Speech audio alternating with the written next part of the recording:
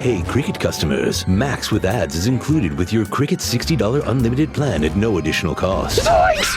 Max is the streaming platform where you can watch Scoob, Meg 2 The Trench, The Nightmare on Elm Street collection, and so much more. Remember me. Just log in with your Cricket username and password to experience Max on all your favorite devices. We've never seen this before. Max, the one to watch for a good scream with Cricket. Phone plan streams in standard definition. Programming subject to change. Fees, terms, and restrictions apply. See cricketwireless.com for details. Virtua Health is here. Here for women at every stage of life. From young adulthood to living longer and stronger, Virtua Health is by your side with care for your unique needs. To remind you that age is just a number when you're living your best life. Learn more at virtua.org/women. Virtua Health. Here for good. Hey, what's up, everybody? It's time for your favorite radio show. It's time for the Kevin and Nikee Show on iHeartRadio.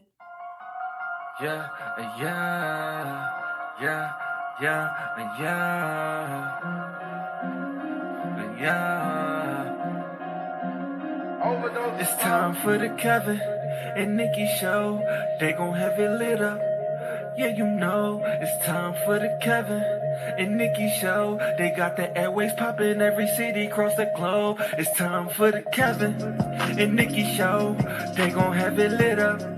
Yeah, you know, it's time for the Kevin and Nikee Show. They got the airways popping every city across the globe. You know him as a throw-up actor, Kevin D. Bitten. 360 twice Jim, how he keep winning. And you know the baddest actress, Nikki Warren. She so bad you walking past, she had you speaking for her. If you ain't tuning in, this your reality check. You might miss out on your favorite star celebrity guest. When they celebrate, what you do, you get the bell, yeah. During Kevin's corner, get inspired and encouraged, yeah. Bend them corners while you listen, but don't swerve. Find out what's getting on Nikki nerves. What's bothering Nikki? What's bothering Nick? What's bothering Nikki? What's bothering Nick? Keep on playing. Me and Kevin goes and we gon' get you hit. Yo, check us out on social media. In your mobile phone, we everywhere. You ever stations played out like a ringtone. Follow me like Bino R-E-M-E-Y. Bino Remy. Pop like Semi. And my flow hotter. Thicker semi. Been doing this since I scraped up pennies. But back to the subject, Kevin, Nikee.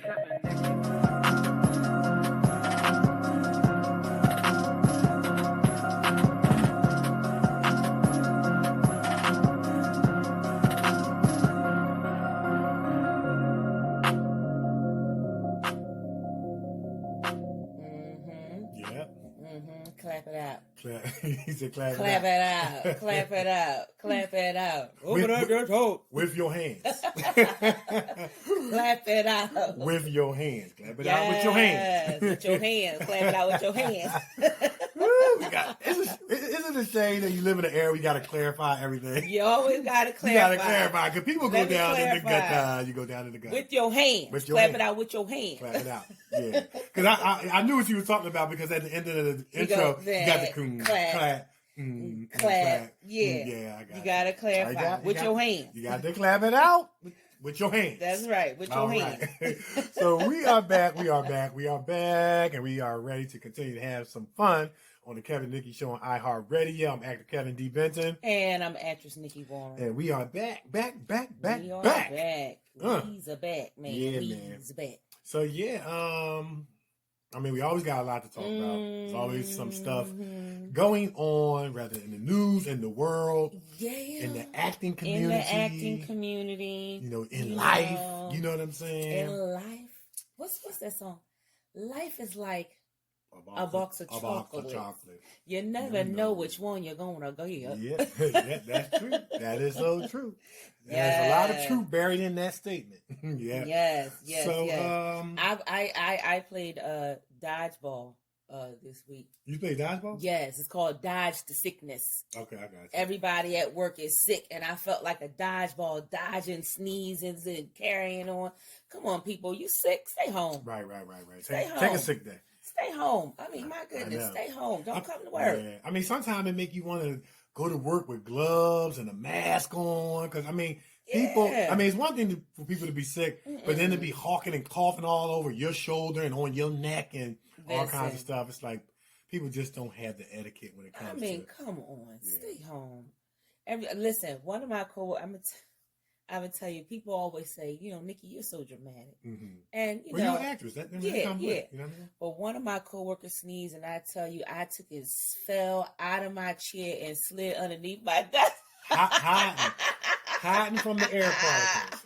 Hiding from the air particles. It was one of those things. He sneezed. I said, yeah, I mean, you know what? I don't blame you, you know, because, I mean, there are a lot of diseases that, you know, are what you call airborne pathogens. Exactly. You know what I mean? They travel by way of the air and particles. Dust travels by way of air. So, you know, sneezing particles and saliva, it can be real ooky and gooky. Listen. And when you got a lot to do and a lot ahead of us like we do, you know, you can't be sick. Can't get sick. No, and then the thing that gets on my nerves is that when you're sick and you know you're sneezing and coughing, and why do them people always want to come talk to you? Right. Why do they want to be all up in your face, want to ask you all kinds of questions? No. Right. Please talk to me and call me on the phone. Right. How about that? Or send an email, you know? Yeah, send an email. Or you know what? They can send an email, and then when it's time to cough, just type in cough in the email. You know what? So to be safe, you know what I'm saying? You know what? But you know what? I know what part of the problem is. Part of the problem is what? People don't have no sick days. No. That's why they come to work. I'm telling you what I know to be true. People come to work sick because they don't have no sick days. And some of it could be attributed to irresponsibility on behalf of the employee, but some of it is also attributed to that on some of these jobs, the way that you earn your sick days, you have to keep coming to work for long extended periods of time to earn your sick days. Kind of like some of them do it like you earn percentages towards a day per month, and things like that. So it's like it's almost like you can't get sick in order to earn sick days or your vacation days and things like that. I'm gonna tell you right now. Something gotta be done. Yeah. You need to be quarantined. I'm sorry. Right. You need to be quarantined. Stop coming to work when you are sick and you're hacking it. Listen, if you have the flu, you know this young girl's baby, she lost her eyesight. Like she went blind in one of her eyes because she had the flu or something like that. So if you have the flu or whatever, stay home until that thing is completely over. Don't come to work. Oh, I just got a little cough. No, you don't just have a little cough. That get on somebody else. Right. Oh my goodness. And depending upon what kind of illnesses they have, and you're coughing on them, they can probably die. That's possible. That's possible. And then, you know, on the flip side, you know, it might behoove you to keep some hand sanitizer on your desk, keep some Lysol spray on your desk or around you at work, so you'll be able to protect yourself as much as you can, as much as it depends on yourself. You know what I'm saying? I'm gonna wrap myself in some saran wrap. That's what I'm gonna do. Man. Wrap my whole. Sometimes that's how you feel. You feel like come to work with armor on. I'm gonna wrap myself in saran wrap. Come on, this is just crazy. Yeah. Take care of yourself. Take care of your health. Try to do the best you can to eat right, get sleep, exercise daily. You know what I mean? And that strengthens your immune system. You know what I mean? So that way you don't get sick. Be proactive. Drink orange juice. Take vitamins. Your orange juice. Be proactive. Don't wait to get sick. Yeah, come on now. Drink your making everybody else sick. But anyway. Yeah. So that's what I was doing. I was dodging the sickness. Playing dodgeball. Yeah. Okay. Yeah. Crazy. Yeah. All right. So, with that being said, it is now time for the many adventures of Kevin and Nikee. Woo! Here we go. All right. So go ahead, Nick. Yes, the Kevin and Nikee show, our adventures was lit like a firecracker. Yeah, it was. Man, it was on point. We headed up to New York. We told you guys to come. Yeah. So if you missed it, you missed a darn good show because we headed up to Jamaica, New York for the second premiere of Keys. Yeah, it was definitely Keys. Yes, the revenge. The revenge. Because Keys was back. Yes, it was good cops. Yeah. Bad cops, and then there were others. And I'm telling you, it was awesome. Yeah. And shout out to Mark John Jeffries, he came through and Yes, showed sir. some love. Yeah. You know, the cast came out in full force, showed some love. We did some red carpet interviews. We took some photographs. Yeah. It was just awesome. And it was good because remember we went down last year? A year ago. Yeah. We went down a year ago to see Keys. You know, things didn't work out, but this time Technical difficulties. Which sometimes happen. Yes. So then, you know, we had to go back into the editing stage, clean up some things, get it ready. What we saw over the weekend was the end result. Yeah, and I'm telling it was you, dope. it was dope. And I'm going to tell you, I was very proud and happy for the entire cast and crew, but I was most proud and happy for Miss Anjanette Pinkston. Yes. Because I could just remember that first premiere. You know, there were things that happened that were out of her control, out of everybody's control. Right. But she wanted that thing to go so perfect, so well. And when it didn't, you to see her stand on that stage and have to just tell everybody, you know, we're going to have another one. Yep. And she cried, and I just felt so bad. And, you know, we all, of course, went up to her and to encourage her. And we told her we will be back to come out to support, you know, you and the film and the entire cast and crew. And this weekend, she was all smiles. All smiles. Yeah, and so deserving. So deserving because she worked hard. She invested a lot in this movie and invested a lot in each and every one of us. And the movie, it was a good movie. It was a good cop thriller. And it was, you know, it was good. Yes, it was. And I was just happy because she was happy. Yeah. The cast was up. But I'm going to tell you right now, your boy here was showing off. He was showing off because he had like 8 different characters up in the film, and nobody could recognize him.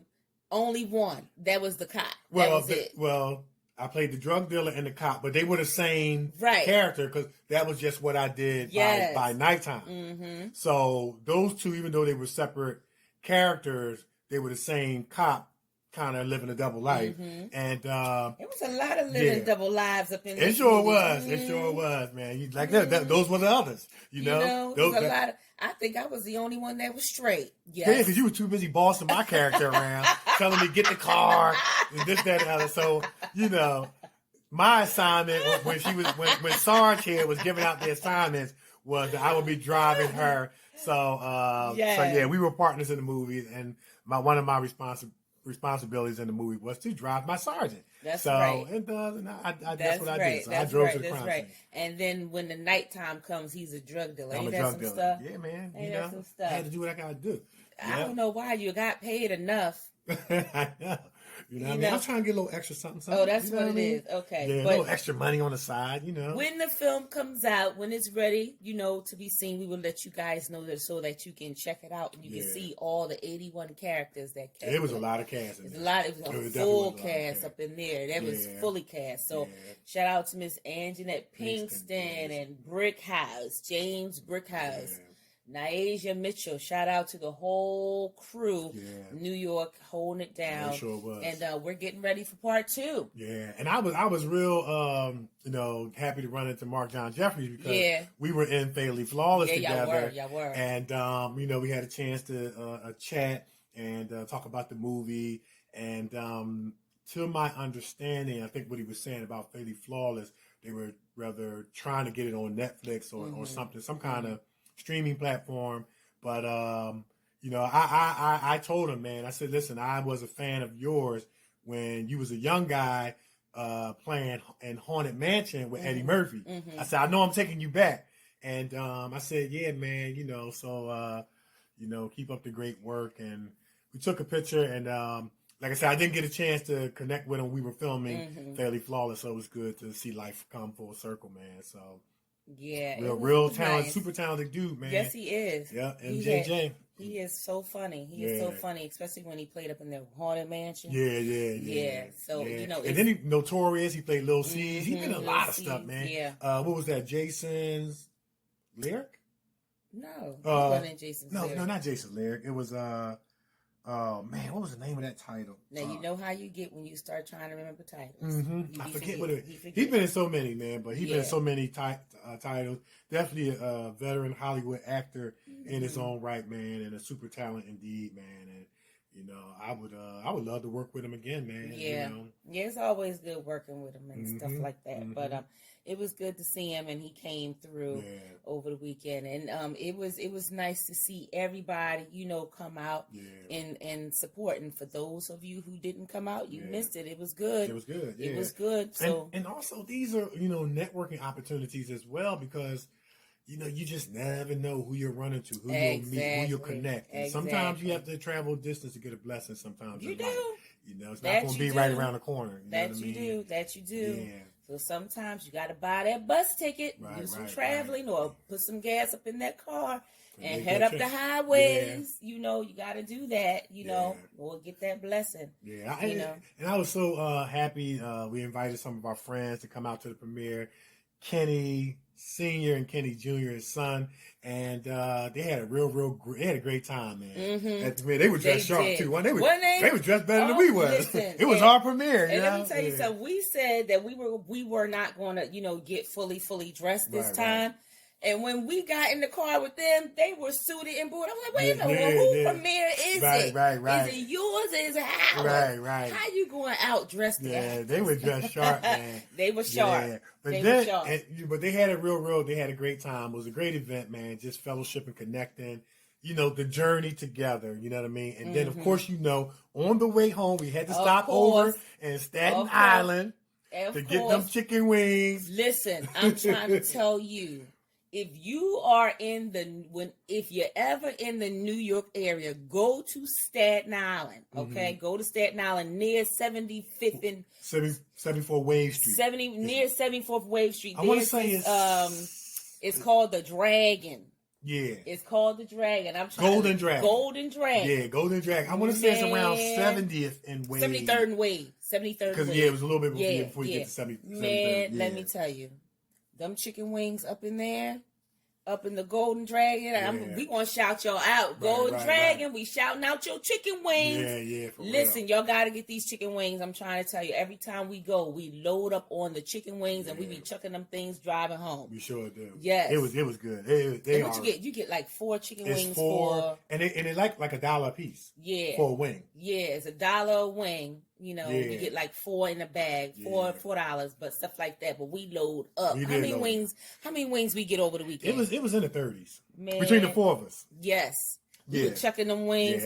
And you gotta get it with the ginger ale. You gotta get a ginger ale. Because the ginger ale adds a little spark to the wing. I'm trying to tell you. Go to the Golden Dragon, get these wings. I'm trying to tell you. Very good. Very good. Very good. Yeah. Yeah. Right, so, I mean, other than that, man, just stand on the line, stand on the grind, always submitting. Always working while we're waiting. Yeah. And so you had some video submissions. Yeah, I had to submit my video for this role. Okay. It's a lead role too, Yeah, it's a lead role. For this role I was requested to submit for by the director. So whenever a director asks you to submit something, submit it. Yeah. Submit it. So I submit my video audition. And so I'm looking forward to hearing back from that, you know, in regards to this project, this new project that is getting ready to come out. So I'm waiting to hear back from that. Yep. And you're waiting to get ready for this awesome table read you got coming up. Yeah. We got table read / rehearsal for feature film called Witness. Yeah. Shout out to Diva Gordon, who is the writer, producer, director of that, you know, forthcoming project. It's an awesome cast, and she has been mentored by our special guest that we had last week, Mr. Mel Williams, who is going to be there on February the 9th. And I'm just looking forward to, you know, just taking direction from him, from learning from, you know, him, Diva, and everybody, man, because this acting industry is a craft, and it's a thing that we're always getting better if you're working at it, getting better, developing, but you're never arriving. And so what? I've won, you know, multiple awards.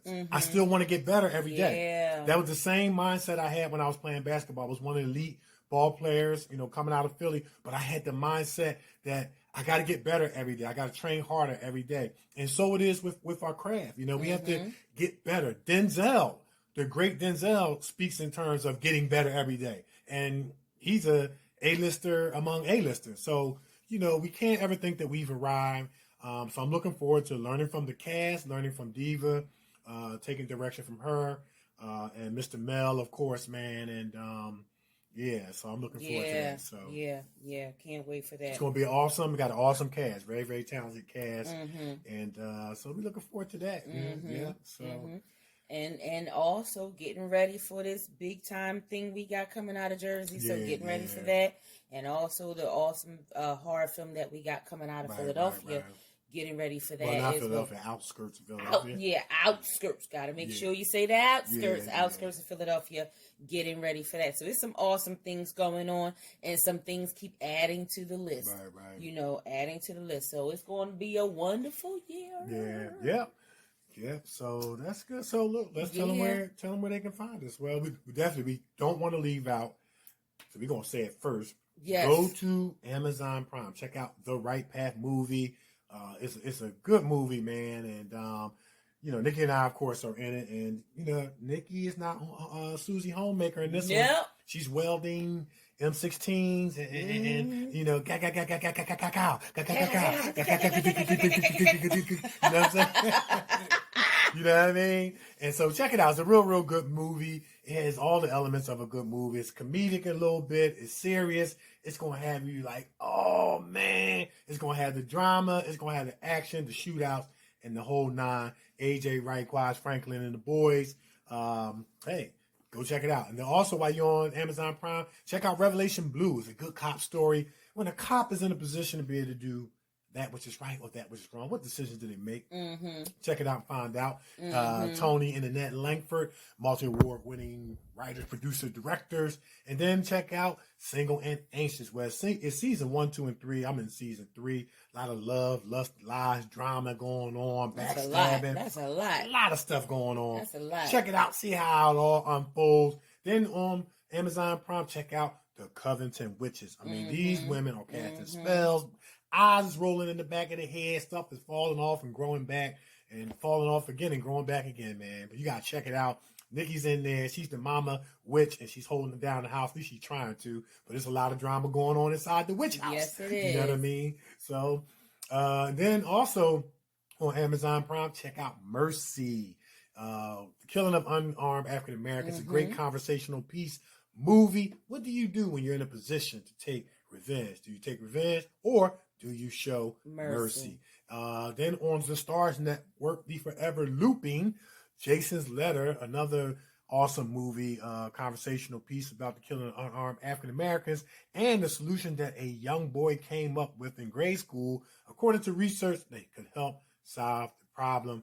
And once again, these aren't angry and bitter cop bashing movies. These are just movies that generate good conversations about some real issues that are going on in our community and our society and so forth and so forth. And then go to YouTube. Check out actress Nikee Warren, actor Kevin D. Benton. We got commercials up there, short films, feature films, monologues, and check out Honor and the News, the multi-award winning Honor and the News short films. And it's some awesome movies, and I think you really enjoy it. And then we want to give a shout out to our main man, 50 Grand Pots and Pans, hailing all the way from Algeria, Mr. Chimsal Balabi, who did the movie posters for the News and Honors. And Chimsal had been, he had contacted me and he asked me to take a picture with his picture, you know, kind of endorsing him. And it took me a little bit longer than I anticipated, and I had to explain to him because I had did a video submission for a role that required my hair to be unkept. I'm just going to word it like that. So I didn't want to take a picture of my hair being unkept, endorsing or holding up his picture, because I want to try to be mindful of my brand. Right. As I endorse his brand. You know what I mean? Right. And wanted to look professional. So this weekend, since we went to the premiere, got my hair cut and all sharpened up with my Urban Elite what I want to say, supplies. My UrbanEliteBeauty.com supplies. My hairline was sharp and my hair was tight. Yes. So I took the picture and I posted it on YouTube. I'm on Twitter and Facebook to give him a shout out. He was so thankful and grateful. But he's a supporter of the Kevin and Nikee show, and he's a supporter of Kevin and Nikee, and we really, really appreciate that. So, am I leaving anything out? No, you hit it. You Okay. hit it. You All hit right. it. You hit it. That's everything. Oh, well, one more thing. So look, just go to www.mulatto.com. Check out Mulatto feature film, forthcoming feature film. Yeah. And we're excited about that. They got awesome writers, directors, producers, and a cast. And to my understanding, I think it's another table where you come back up. We'll get ready to go back to the table. Okay. Yep. In February. We're going back to the table. All right. So, yeah. It sounds like that song, Back to the Drawing Board. Back to the drawing board, right? Mm-hmm. Yeah. Yeah, that's a gospel song. I like that song. Okay. Did I leave anything out? That's it. You hit it. I think I covered everything. Yes, you did. I'm not going to say anything because last week I said something and you already said it. Okay, yeah. I'm not going to say it this time. Right. You covered everything. Okay, all right. And if we didn't cover it, we'll make sure we do. Oh, as a matter of fact, I definitely want to make mention super talented, award-winning writer, director, screenwriter, playwright, Miss Bethel. Can't forget her. Bethel Bates. Shepherd Bates is doing a stage play, Matters of the Heart. It's going to be at the Performance Garage, 1515 Brandywine Street on February 23rd, 2020. 3 o'clock to 5 o'clock is the first show. 6 o'clock to 8 o'clock is the second show. And we're going to definitely try to make it down to that 3 o'clock to 5 o'clock show and check it out. We went to the last play. Yes, we did. Everybody did a phenomenal job. Phenomenal. And we had the whole entire, we had most of the cast on. Yeah, we on did. the show. Yeah, we did. It was good. It was great. We had a great time. Yeah. So check that out. We're going to continue to announce that and kind of let y'all know what's going on in Philly. I definitely want to give a shout out to Rashera and Mark Johnson. They had their stage play on Friday, Lustful Temptations. And I heard it was fantastic. We weren't able to make it out and things had some other things going on, but we want to give them a shout out. They had a blast. I heard they did a professional and awesome job. I would like to think that this play is probably going to be asked to come back. Nice. Yeah. Encore. Yeah, encore. Encore. Yeah, so shout out to them. And they also are going to give rebirth. I'm going to say rebirth. To what? Deep Undercover's coming back. Oh, snap. Is this going to be Deep Undercover The Revenge too? Okay. Well, it didn't need to be. It was already giving birth. It was just, it was just kind of waiting to, you know what I mean, to be, picked back up, if you want to say, which sometimes happen in productions, you know what I mean? Sometimes productions start and then they stop for whatever reason, but it's about to get back up. Nice. Yeah, it's about to get back up. Deep Undercover. Good. I'm waiting for that. Yeah, it's going to be dope. Waiting for it. So shout out to them, man. Shout out to Lottie Dottie, everybody. You know what I'm saying? Yes. Yep. All right. Now, I'm gonna ask this question. But is that it? I think that's it for this week. That's it. You sure? Yeah. Okay. I'm sure. Okay. So we're gonna take a break. We're gonna take a break, but before we do, man, listen. Our special guest is that's our brother. Yeah. You know, we had a chance to connect with him some years ago on a web series. He's a super talent. He's done some acting. He is a theatrical weapons trainer, expert, former Detroit police officer. And I'm telling you, we've had the chance to work with him on sets like Deep Undercover. And I'm telling you, he's got the props, he's got the goods, and he knows how to show actors how to properly handle weapons and props while you're on set. So not only you remain safe, but that you can look believable when you're trying to portray that SWAT member or that cop or that detective. And he gonna put us down with the 411. And he has worked on many projects, but he has definitely worked on one of the, I want to say, arguably the best TV series ever. In that of The Wire. The Wire.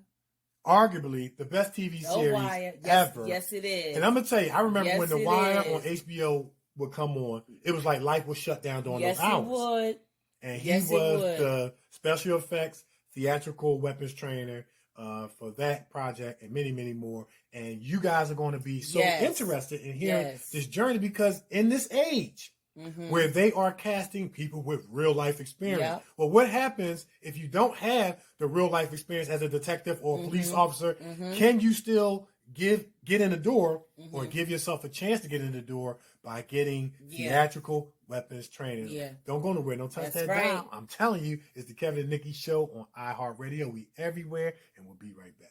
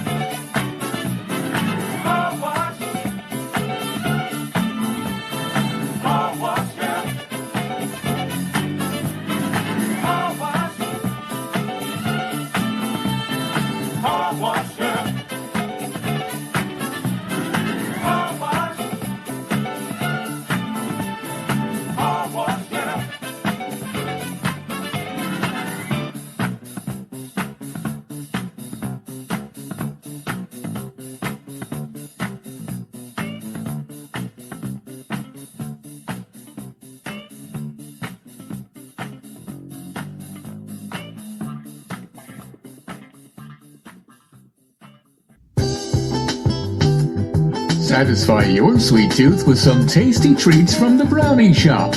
Fudge cupcakes, sweet potato pie, freshly baked bread, homemade ice cream, creamy chocolatey brownies, and much, much more. Check out their full menu on Facebook Brownie Shop or Brownie Shop 2019 Instagram. Get your next dessert from the Brownie Shop. Your sweet tooth will love you for it. Urban Elite Beauty LLC is an online urban beauty supply store that serves both men and women in urban communities. Our goal is to provide quality beauty solutions for our culture and community. Most importantly, we want to instill in our friends the importance of loving thy hair, loving thy skin, and to love thyself. Check us out on social media on Facebook at Urban Elite Beauty, on Twitter at dbenton71, on Instagram at urban_elite_beauty, and for more information, go to our website at www.urbanelitebeauty.com or email founder and CEO David Benton at dbenton@urbanelitebeauty.com or call 609-217-5292. Check us out and see what the Urban Elite Beauty experience is all about. Oh, shit. All right. Whoa, whoa, whoa, whoa, whoa. Man, that song make me want to start pop locking, man. I mean, come on, man. Look, that's one of my look when they talk about your gifts and talents that you're supposed to put on your resume, and of course they want to know if you can sing. And you put that on your resume. Pop locking, heck yeah. Wow. They might do a 60s, 70s throwback movie, and I'm telling you, I will be pop locking like Rerun from What's Happening. And, wow. And looking like I can dance too. Seriously. Look, that's what I used to do. Wow. You know what I'm saying? Okay. So, hey, that's some funny stuff. That's right. I'll be pop locking, man. That's some funny stuff. Yeah, man. Wow. I was a big fan of the Rockets. Remember the Rockets? Shabba-Doo, a.k.a. Ozone. Yeah, man, I was a big fan of theirs, man. That's some funny Growing stuff. up, big fan of That's Rerun. hilarious. I will say that. That is hilarious. So, yeah. All right. So we ready for our special guest? We are ready for our special guest. Our special guest has a decorated resume that includes, but is not limited to, special effects, weapons master, armor, producer, miscellaneous crew. He's in the costume and wardrobe department. He's a writer. He's also a sound director. He's in the sound department. He's an actor. He's also in the art department. He's a casting director, locations manager, and he is a production manager. He also does stunts, and he is the actions coordinator. Man, our special guest has completely got it going on. Our special guest is a native of Detroit, Michigan, and owner of Red Rum City Productions, LLC. He serves as the independent film industry offering comprehensive weapons trainings to actors, as well as access to high-quality weapons, props that add realism to feature films, theater, and short films. Man, I'm telling you, he has got it going on.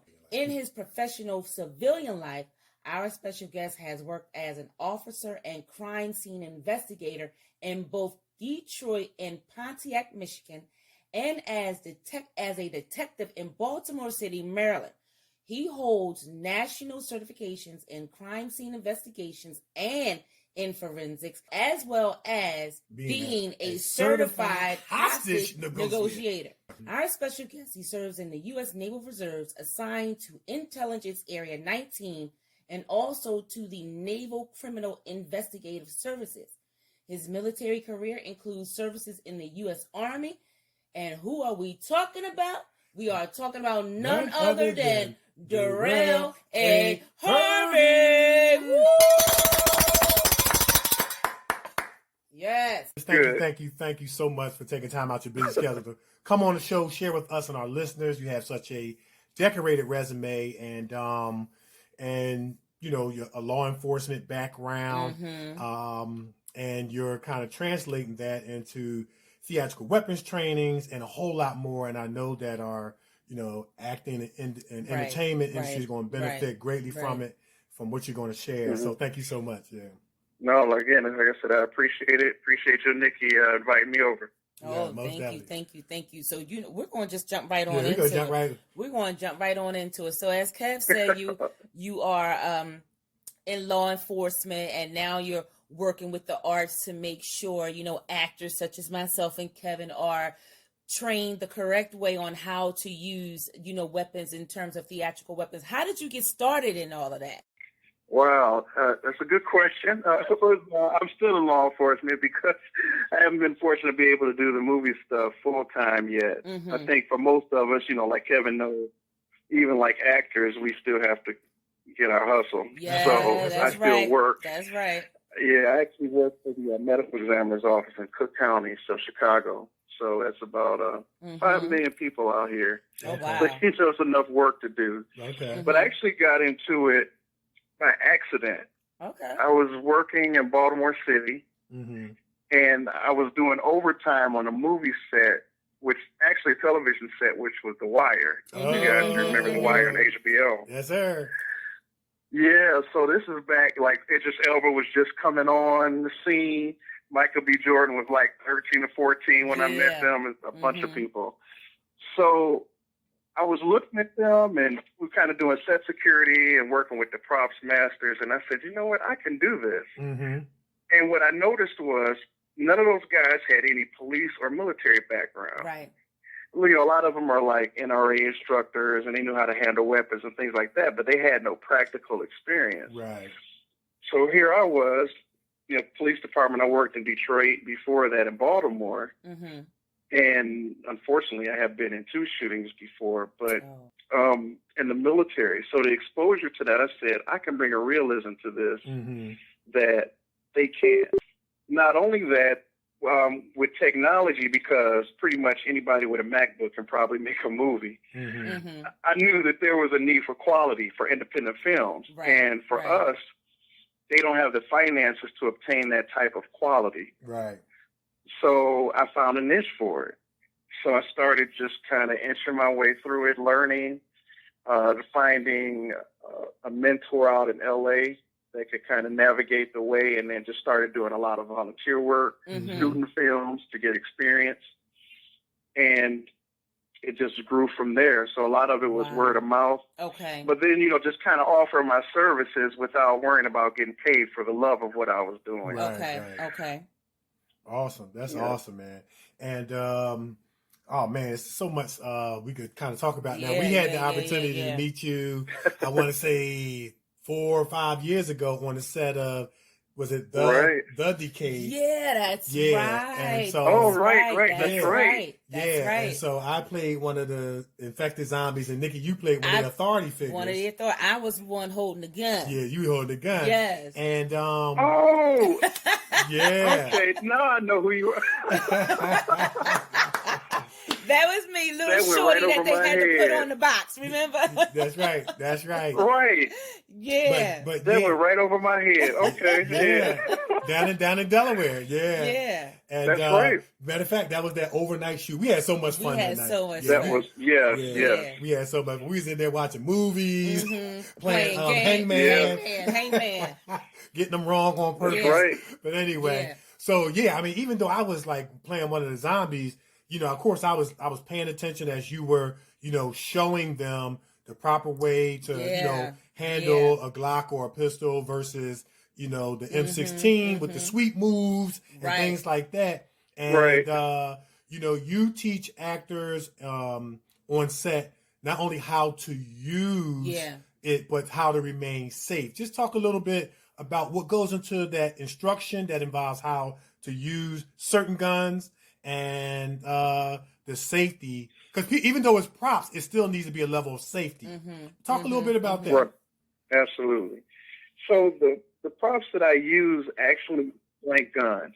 So they're different types of props. A lot of people are familiar with airsoft because they can use them. They're fairly inexpensive, but they still give you the realism. Right. But the weapons that I use actually come from overseas. Oh, wow. And they shoot 9mm blanks, which are German made. So they give you the recoil, the muzzle flash, everything that you would get in a regular weapon without obviously a bullet. the other thing about them is they were never made to shoot bullets. Okay. So there's a higher level of safety using those as opposed to Hollywood. Hollywood basically uses firearms and armorers that take the firing pins out and they convert them to shoot blanks, different things that they do to modify them. Mm-hmm. But they can always be turned back into firearms. These guns can't. Okay. Gotcha. They can never be made to fire bullets. That you basically have to read. It gives you the realism. It gives the actors the ability to have something to react to and really get into their role at not much of a cost. Okay.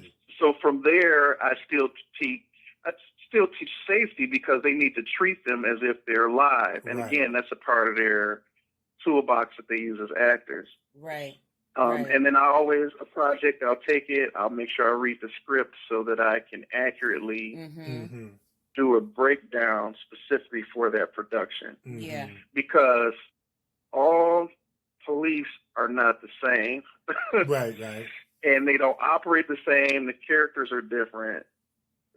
You know, there's obviously a different, you guys are out in Philly, so you know there's a difference between Philadelphia and Chester County. Yes. Right. You know, yes, indeed. how they move, how they talk. So all of those details, where the story takes place, kind of helps to form the direction that I would go in as far as training the actors. So it's not just about how to use a weapon, but how do you become a part of this world that you're operating in as a criminal or a police officer or whatever. So I've done some science fiction, I've done comedy, and they all have, you know, again, their place. So I try and cater it to, again, to the production, what the director is looking for. And very fortunately, they've taken my advice. I've done script revisions with police dialogue. So you know how sometimes somebody get on the radio, they'll say, "Hey, this is Joe. I'm down the street." Well, we don't talk like that. We don't use our names on the radio. That's right. Yeah. You know, or they'll have like uniforms on and the badge is on the wrong side, or just little details that the audience knows there's something off about this. It just doesn't quite feel real. Right. My job is to make that as real as possible. And Kevin knows this. The stuff that I use is weighted too. So when you're walking around 8 or 10 hours on set with a helmet and a vest, and after a while you start to feel that. So, you know, you kind of understand the fatigue of standing outside on the SWAT seats for 14 hours. Yeah, absolutely. You know, you're not just sitting out there drinking Kool-Aid. Right. And then on top of that, you know, in acting, you got to rehearse the scene, go back to your rehearse it again. I remember we were doing Deep Undercover, and I played a SWAT member, and I was the one going in the house with the shield. I went in first. That shield was pretty heavy. Yeah. You know what I mean? Yeah. Right. Yeah, that shield was pretty heavy, along with the, like you said, the vest, and you got the boots and all the helmet. So it is definitely the real deal.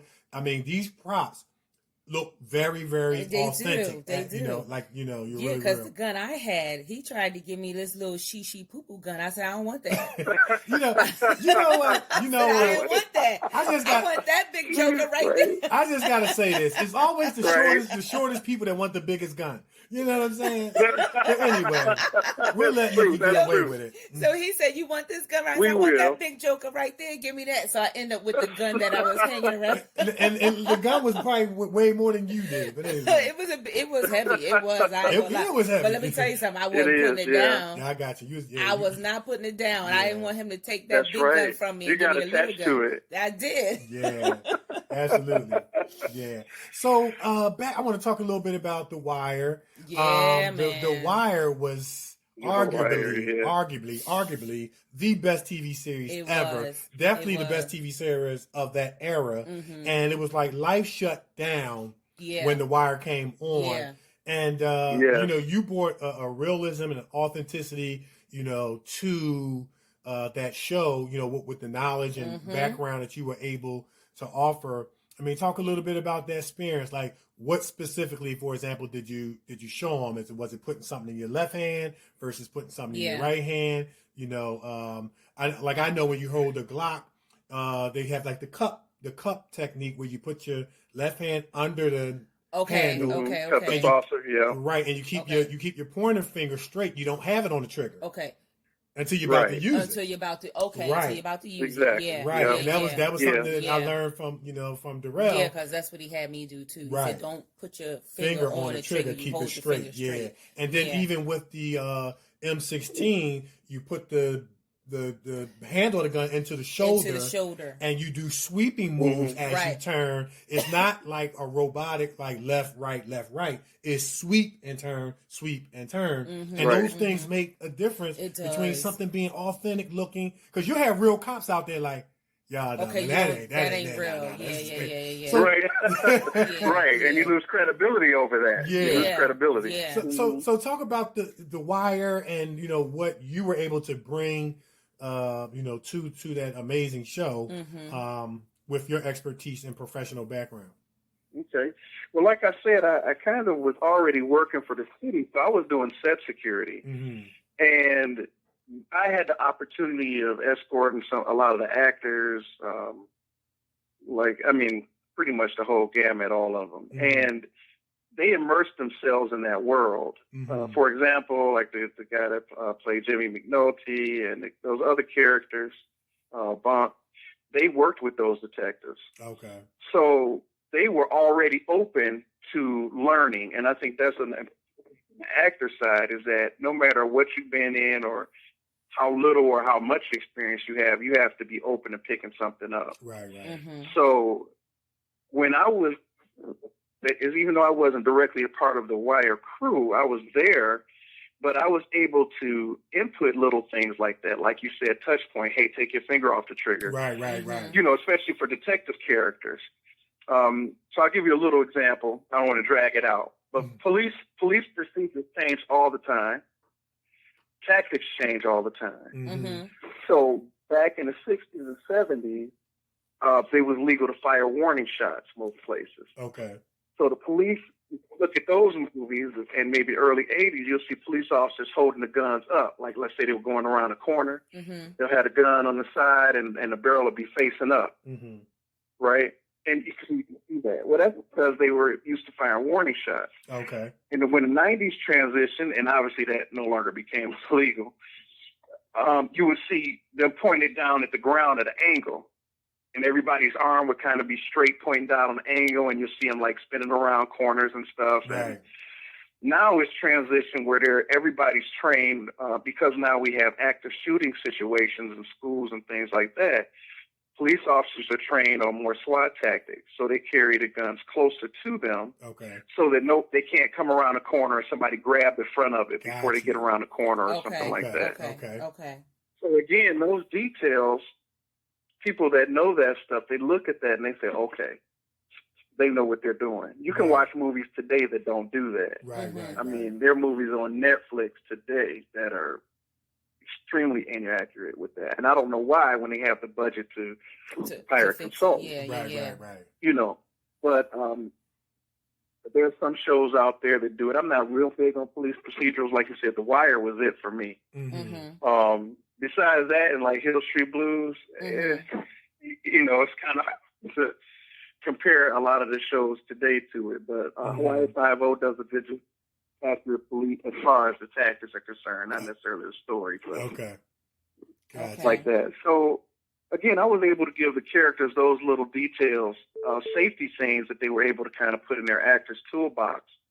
For instance, being in a shooting. Most shootings, a lot of them, especially between police, take place within, 15, 20 feet. That's close. Okay. I don't know what size room you're in, but can you imagine standing at each opposite end of the corner of the room and shooting at each other? Wow. And I had Kevin in his class do that. Right. Do you remember that? Yeah, we took that training. I took the blanks. Yeah. Yeah, we took the training down in Delaware, and we used it on set. What? Yeah, right. Them bullets with them blanks with do.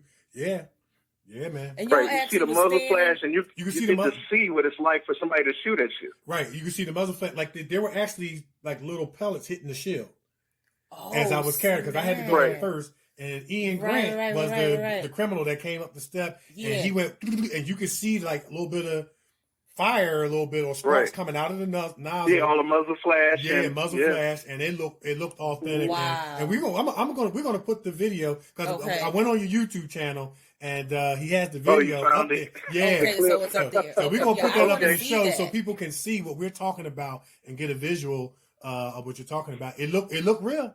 It looked real. Yeah, the people, I just show that to them, and they don't know the difference. Yeah. You know, they don't know that that's not real gunfire just because nobody's shooting at them. Mm-hmm. And he did a good job of getting shot. Again, that was the power of using that was what he was carrying. Now, if it was a little plastic gun, he might not be able to sell it like that. Right. But the beauty of it, again, is this is geared towards the independent film industry. They don't have to spend an arm and a leg. A lot of it is knowledge.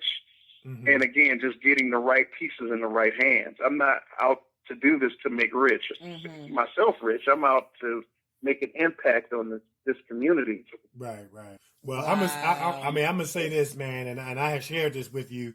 Like I said, we took the theatrical weapons training down in Delaware for Deep Undercover. Mm-hmm. Of course, we utilized what we learned on set, and I was able to put that on my resume, and I actually got cast for IT training where they did these actual training videos. Yeah. You did it the second year. Yeah, I did the second year. With Lucy. Shout out to Lucy. Oh, okay. Yeah, and we filmed some scenarios at the Philadelphia Mint.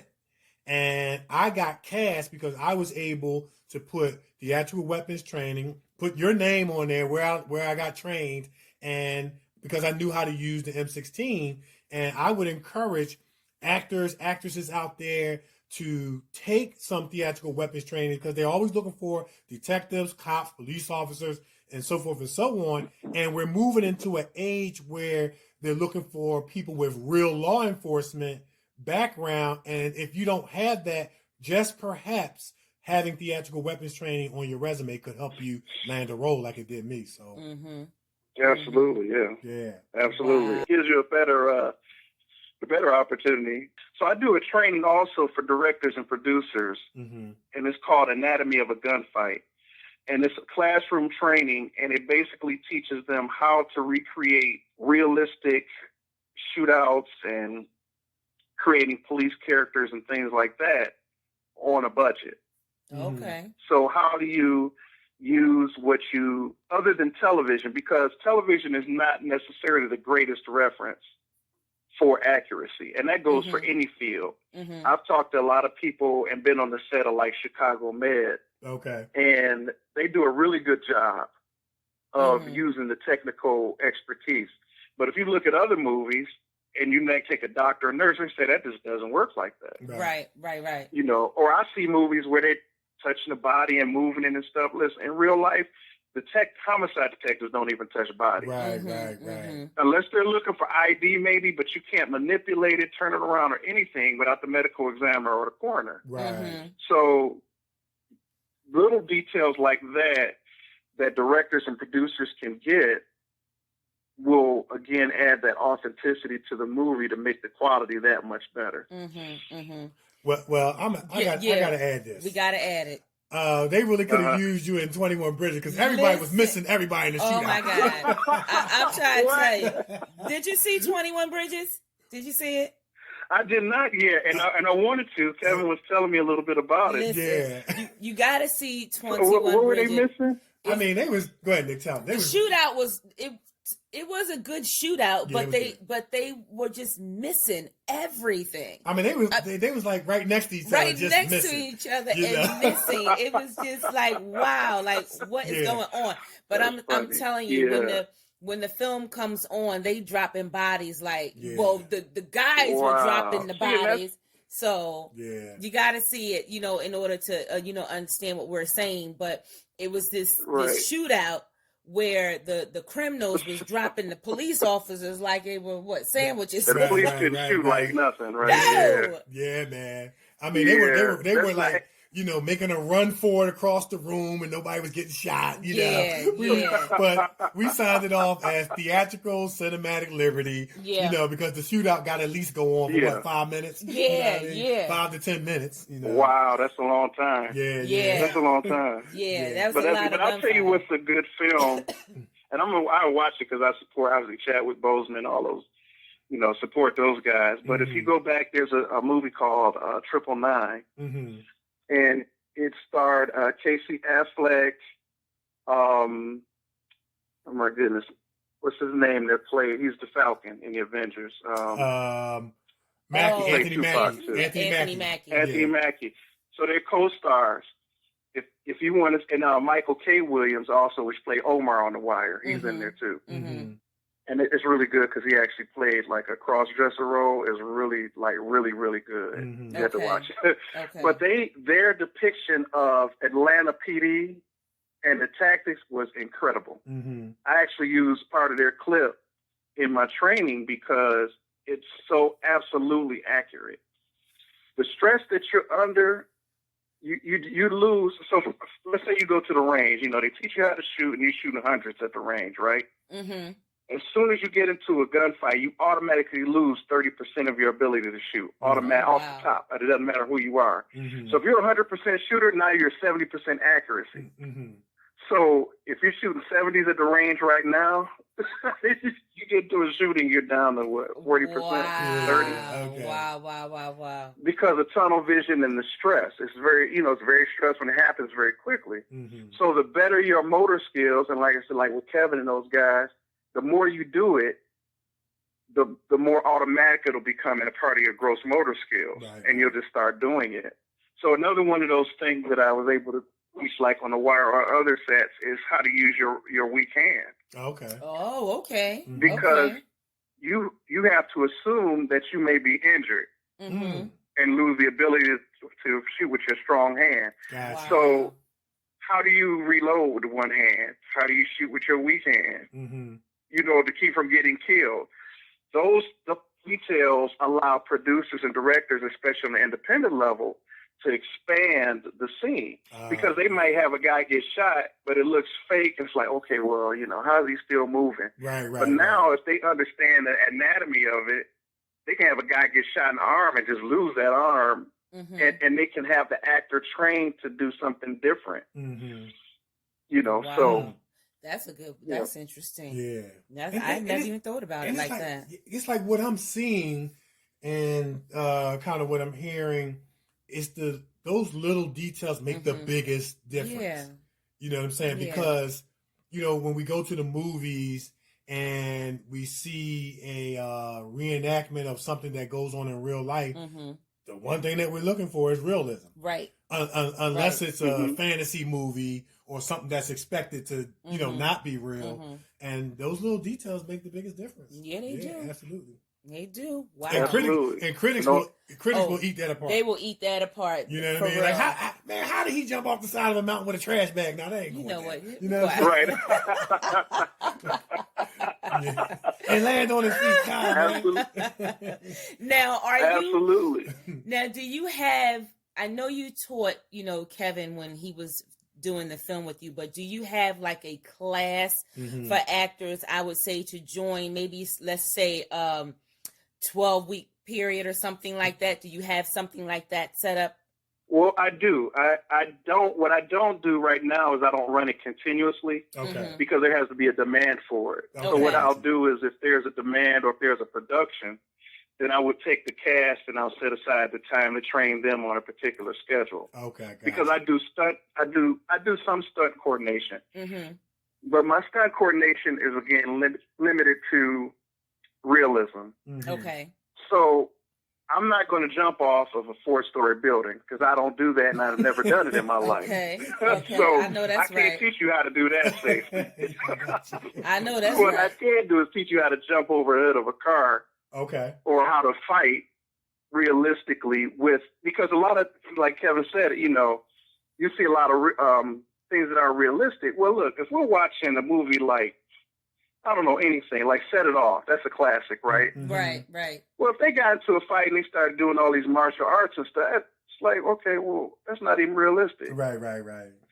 And even in that movie, as great as it was, in the opening scenes when what's her name's brother got shot, his SWAT team all over the place, police taped off and everything, right?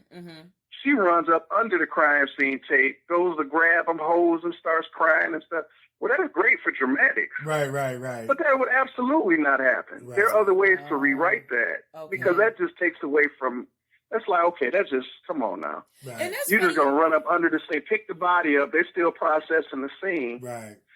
So sometimes, you know, I don't challenge anybody's creativity, but I just say, what's your objective here? Right. And I've turned down jobs because of that. Okay. Because I don't want to put my name on just anything either. Got you.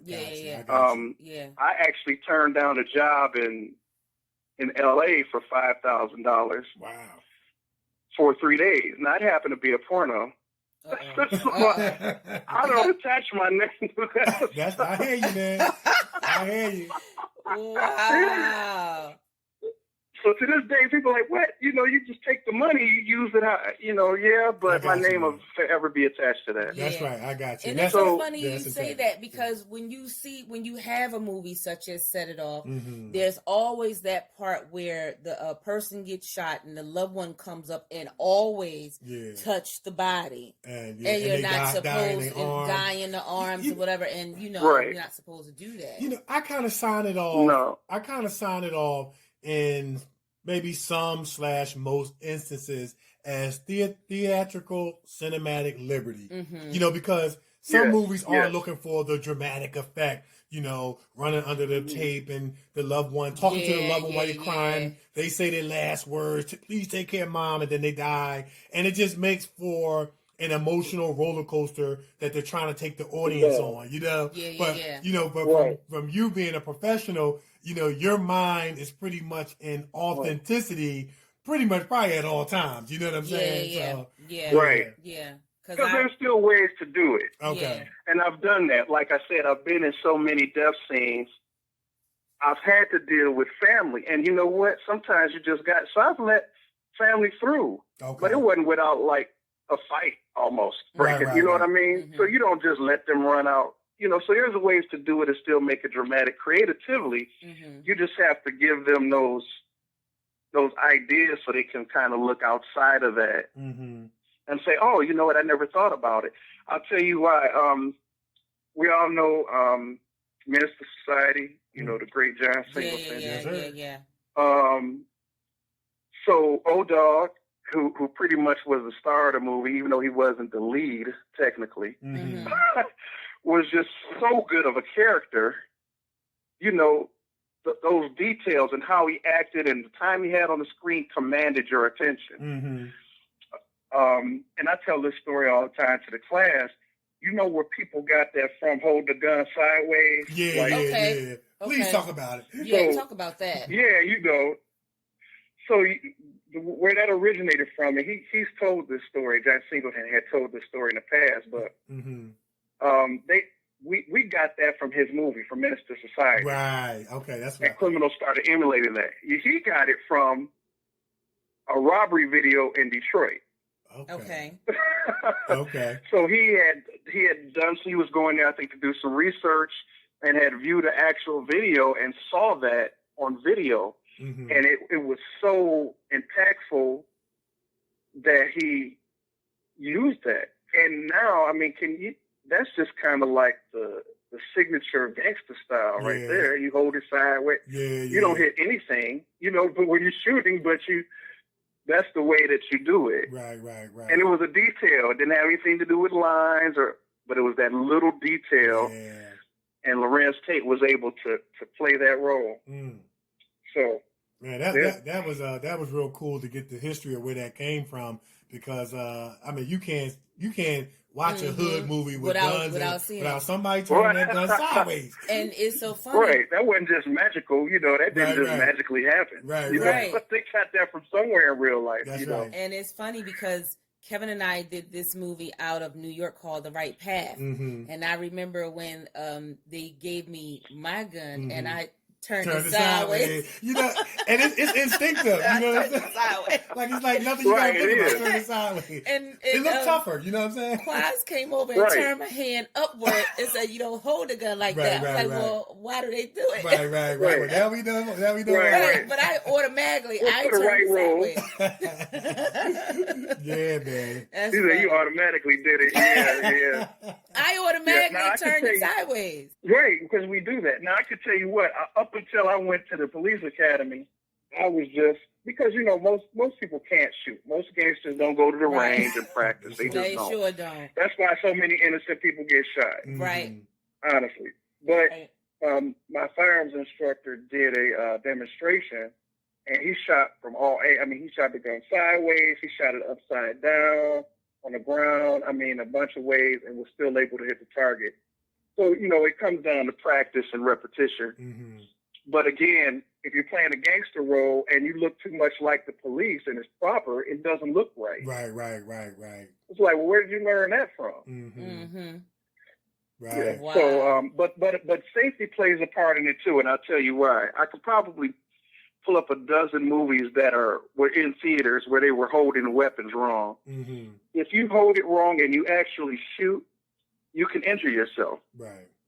Especially with an automatic, that slide goes back. It'll back. just tear your Yeah. thumb to shreds. Yeah.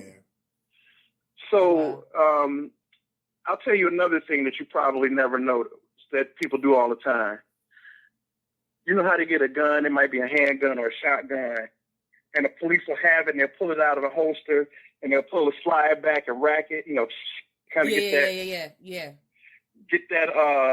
that noise or get that action. You know, or they take the shotgun and pump it. Yeah. Well, you know what happens in real life? What? You lose a bullet. Right. It one falls out. A round will just pop right out of your gun. Yeah, that's right. Okay. That's right. Why? Yeah. Because police, especially law enforcement, carry a bullet in the chamber because it's ready to shoot. Because when you pull it out, you don't have time to do that if somebody's shooting at you. It's not practical.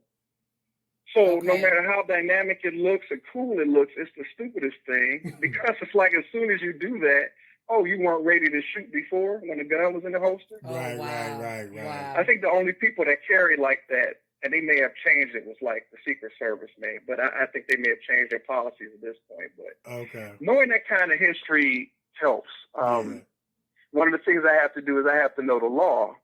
So I have to know what weapons laws are active in what states, because you can't, some places you need a permit.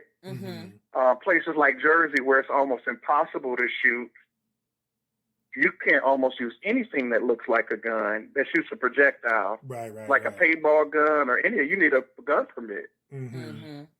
But there's a loophole in that. I'm not going to reveal the loophole. Right.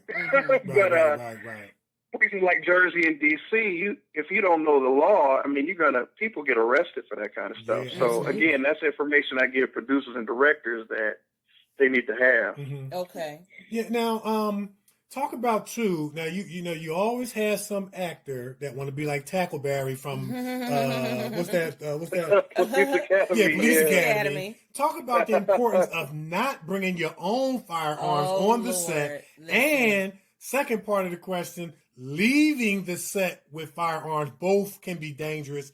If you could just talk about that, the importance of, you know, don't bring your own gun, you know, to set. That's what the props and the prop masters are for. And please don't leave the set with firearms. That can be equally dangerous. Just elaborate on that, the importance of that. Oh, absolutely. So, and again, this is geared towards the indie scene, the independent filmmakers. There are a lot of people that they'll go get Uncle Peanut and them Glocks, you know, and unload it and use it for the scene. Right. Well, that's a good way to get somebody killed, and that's a good way to go to jail. Right.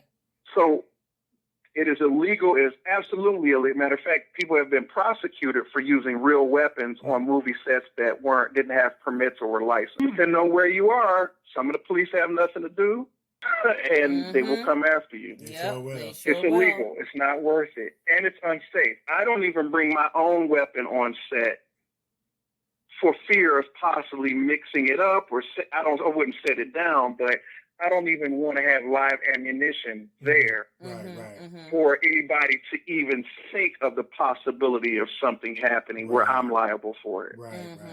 So I'll leave it in the trunk, you know, or whatever, or I might not even bring it to set, period, depending on where we are. Right. You know, like I'm shooting Gary now, so I have it with me, but I don't, you know, you know. We got you, man. So, you know, regardless of the security, you know. Right. I got you, man. But yeah, it's absolutely not. So I don't care what people say. You know, we make sure that actors, actually all of our actors, whenever I'm involved in the project, they have to sign a liability waiver saying that I've never been a felon.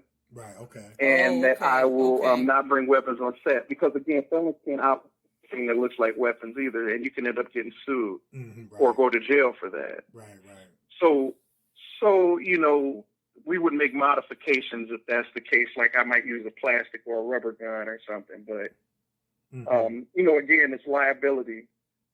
You want everybody to go home safe, and you just don't want to cut certain corners. So if you don't have the budget, if you know, don't have the resources to find it, you don't want to go to the toy store and buy a fake plastic gun and paint it, that's what I'm here for. Got you. Yeah.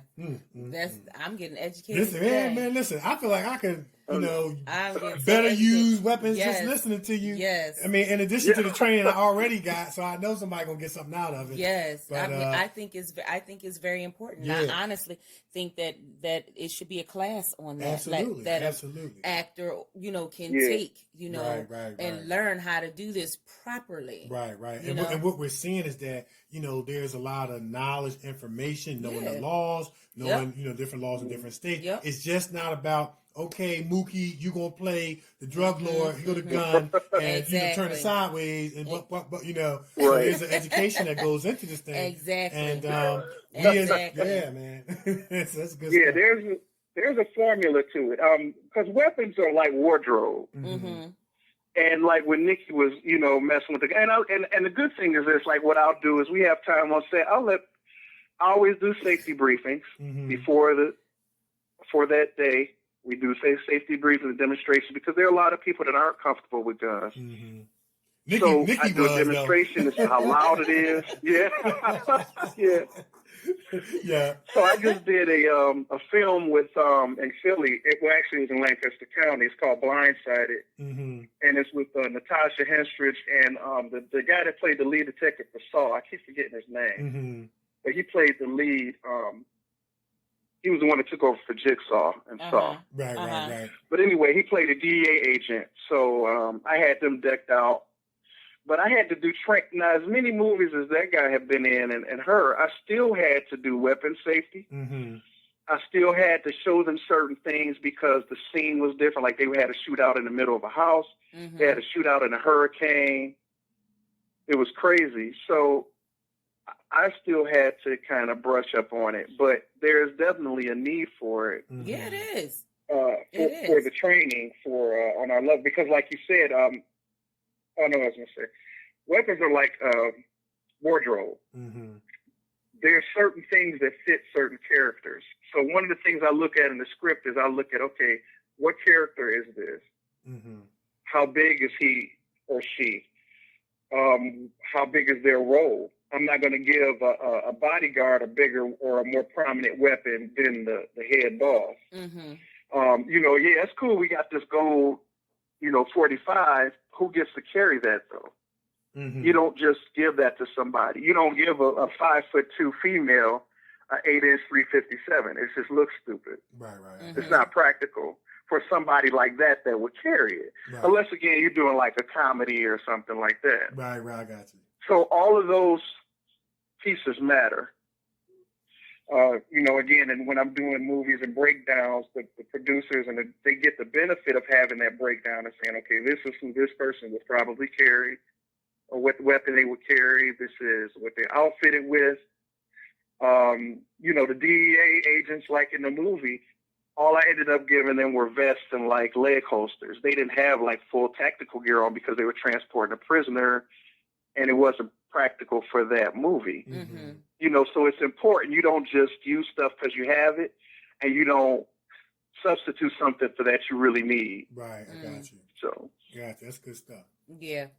Unlike myself, who picked my own guns. Well, we might just have to let you do that. Yeah. So I do have options. Right. I'll usually get a book or I'll lay them out. And I'll say, okay, these are the 3 that you can choose from. She didn't want the little gun like the guy had on Harlem Nights when you shoot a pow pow. He said, "Don't shoot that little gun no more."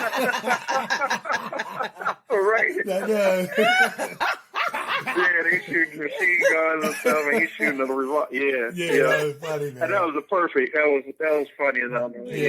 Yeah. Well, look, my brother, man, you have been an awesome guest. Yes, you have. And you have given us an education on theatrical weapons training and much, much more as the effects weapons master armor that you are, man. We thank you so much for coming on the show and sharing with us and sharing with our listeners. I know we got something out of it. I know our listeners got something out of it.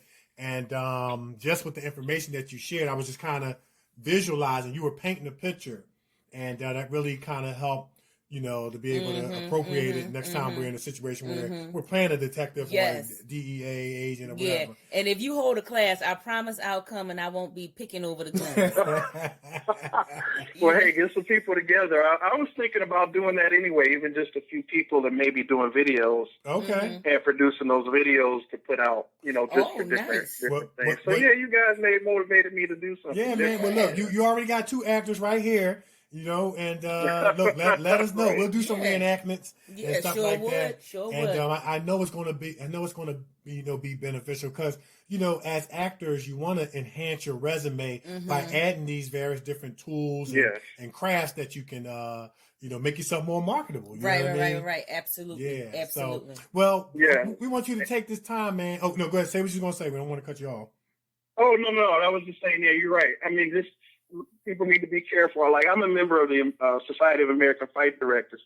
Okay. And they do teach their own theatrical weapons, but again, because I have the experience, I kind of made it a little different and more personal. Okay. So I teach it myself. But people just need to be careful where they're getting information from. That's right. Absolutely. Just like anything else. Just like you wouldn't go anywhere and take an acting class in somebody's basement unless you thought you knew what they were talking about. Right. That's right. Absolutely. So, they need to vet no matter where they go to.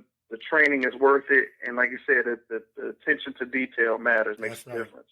Well, if people want to follow you, if you on social media, you have your Red Rum production, put your YouTube channel out there, put your, if you're on Twitter, just so people can follow you. Maybe they want to contact you and say, hey, I would love to take a class if you put one together.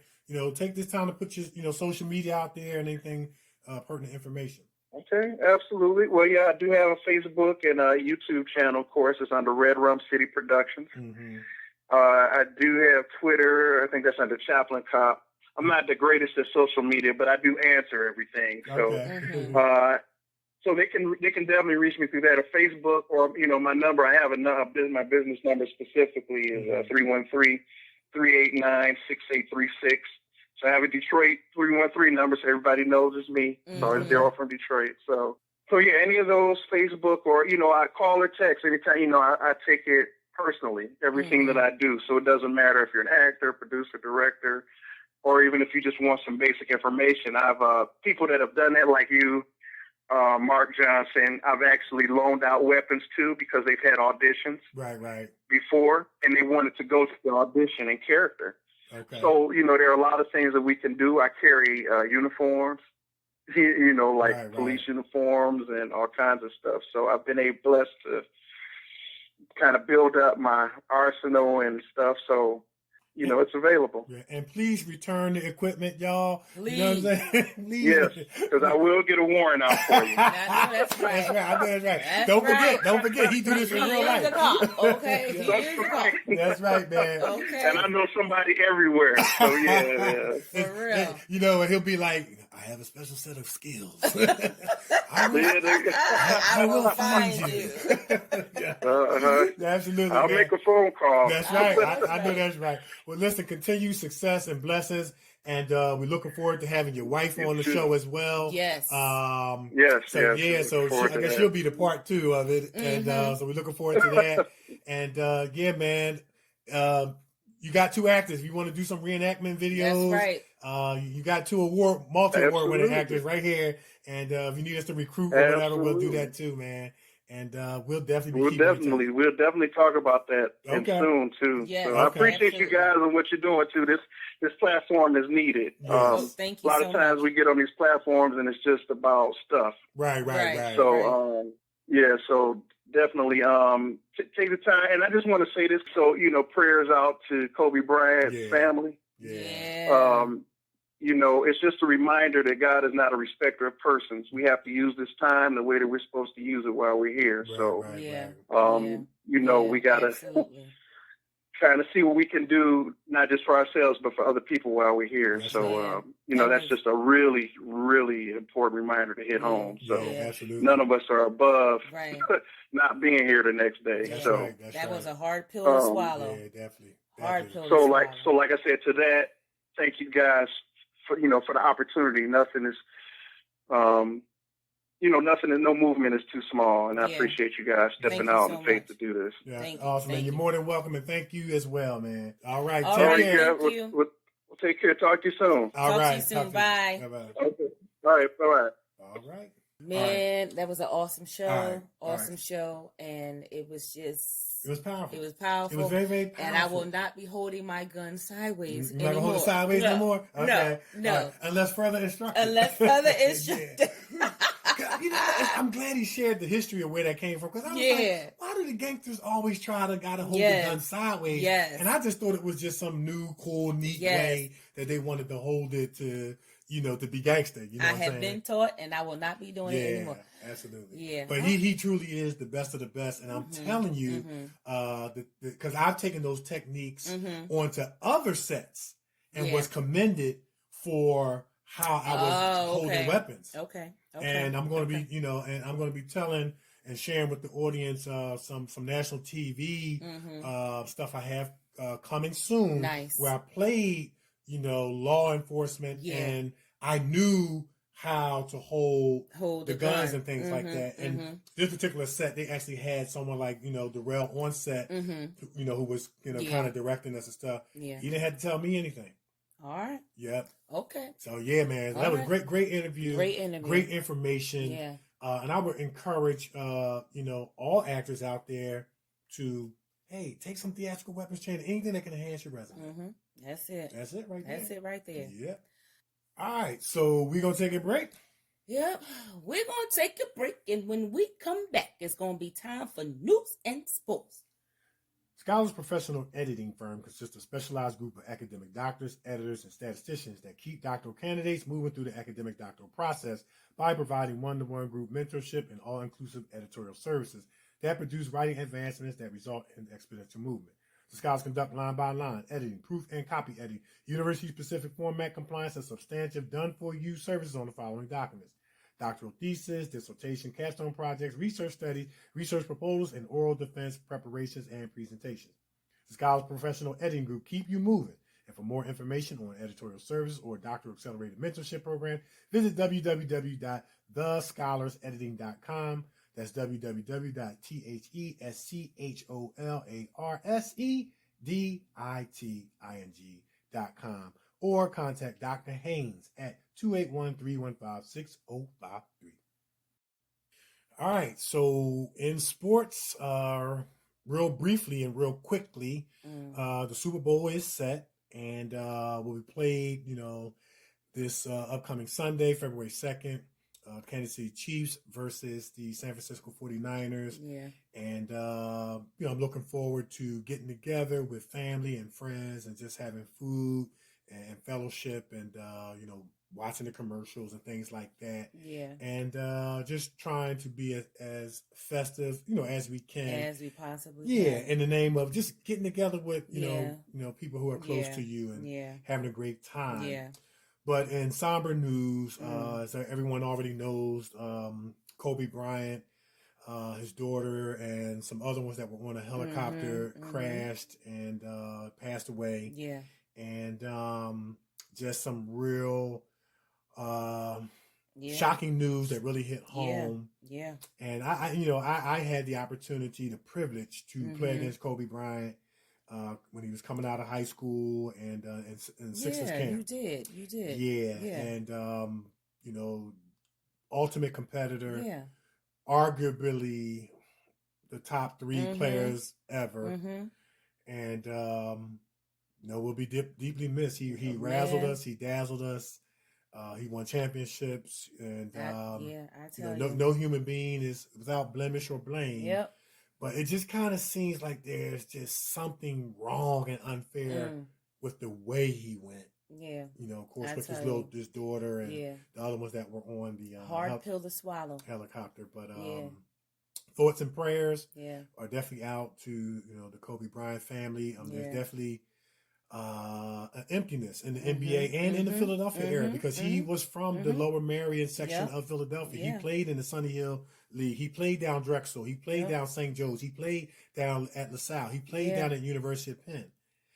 So he definitely was he was a part of our community, the basketball community here, and and definitely one of the first and maybe even only players to get 2 numbers retired with the same team, number 8 and number 24, and spent 20 years with the same team, that of the Los Angeles Lakers. He's gonna definitely be missed, man. He left a legacy that will never be forgotten, perhaps maybe not duplicated. A child prodigy, man. The best of the best since he was young. Yeah. And I was not surprised to see him achieve what he achieved. And I will say this: he scored on me, and I'm not embarrassed. And because he was that good. And after the camp was over, we were all went over to the bleachers, and I shook his hand. I said, "God bless you." And I say this again: God bless you. Rest in peace, Kobe Bryant. Thoughts and prayers with you, your family, and all the family members of those that were on the helicopter. Yeah. And that's it. That's all I got. Hard pill to swallow. Yeah. Definitely a hard pill to swallow. Yeah. Definitely. Most definitely. I mean, most definitely. Yeah. Rest in peace. Wow. All right. Well, in news, a little bit of we gonna see how this is gonna go news. How about that? That's how I'm gonna title it. Okay. Toy guns that are black, blue, silver, or aluminum in New Jersey is being banned. Okay.